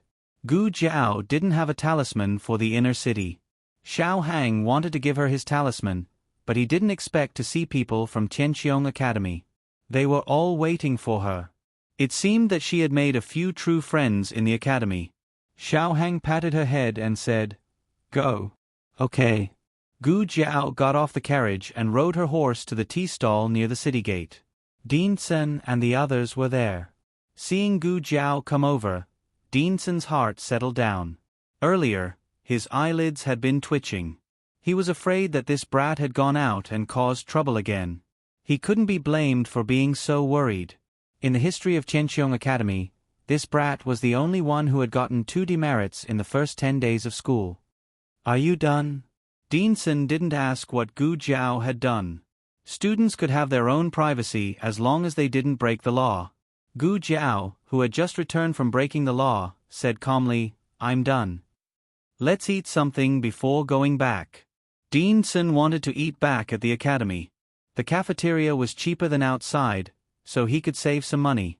However, everyone seemed to be starving. "Forget it, let's eat first." The group found a nearby noodle restaurant and had lunch. No one came to seal the city. It seemed that the Han family hadn't guessed that it was her. Gu Jiao happily got on her horse. Yuan Shao glanced at her and said, "Lu Lang, I feel that you are particularly refreshed. Did you just do that?" Gu Jiao didn't understand. "What?" Yuan Shao looked around and said in a low voice, That. What?" Gu Jiao still didn't understand. Zhao Wei said bluntly, "Going to the brothel to look for girls. Men are like that after having fun." Gu Jiao thought for a moment. "Oh, it was quite fun." Yuan Shao was just casually asking. He didn't expect Gu Jiao to admit it. His body trembled. "So you really went to the brothel? How could you do that? You didn't even bring us along to look for girls. You're too disloyal. Aren't we all good brothers?" Yuan Shao clenched his teeth and said in a low voice, "Bring me along next time." Zhao Wei coughed. "Bring me along too." Gu Yan and Gu Shaoshun didn't go to watch the game today. It wasn't because they didn't want to go, nor was it because Gu Yan's body didn't allow it. It was because Mistress Nan poisoned herself again. Master Lu went to fight with the Horse King and successfully crippled herself again. It was a bit serious. The two brothers stayed to take care of them.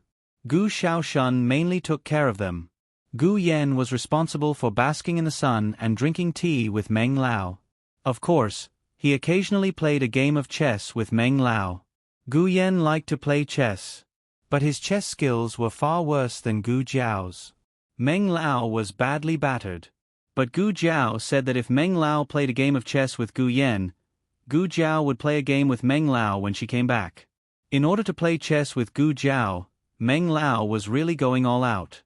Gu Yan's chess skills were terrible from head to toe. Meng Lao finally couldn't take it anymore. He broke down and said, "Why did you play here again? Didn't I teach you a few times that you should play 16th out of 7ths? Your chess skills are so terrible. It's almost on par with that Shenyuan Cheng." Gu Yan had heard this name many times. Every time the old man disliked his chess skills, he would drag this person out and torture him.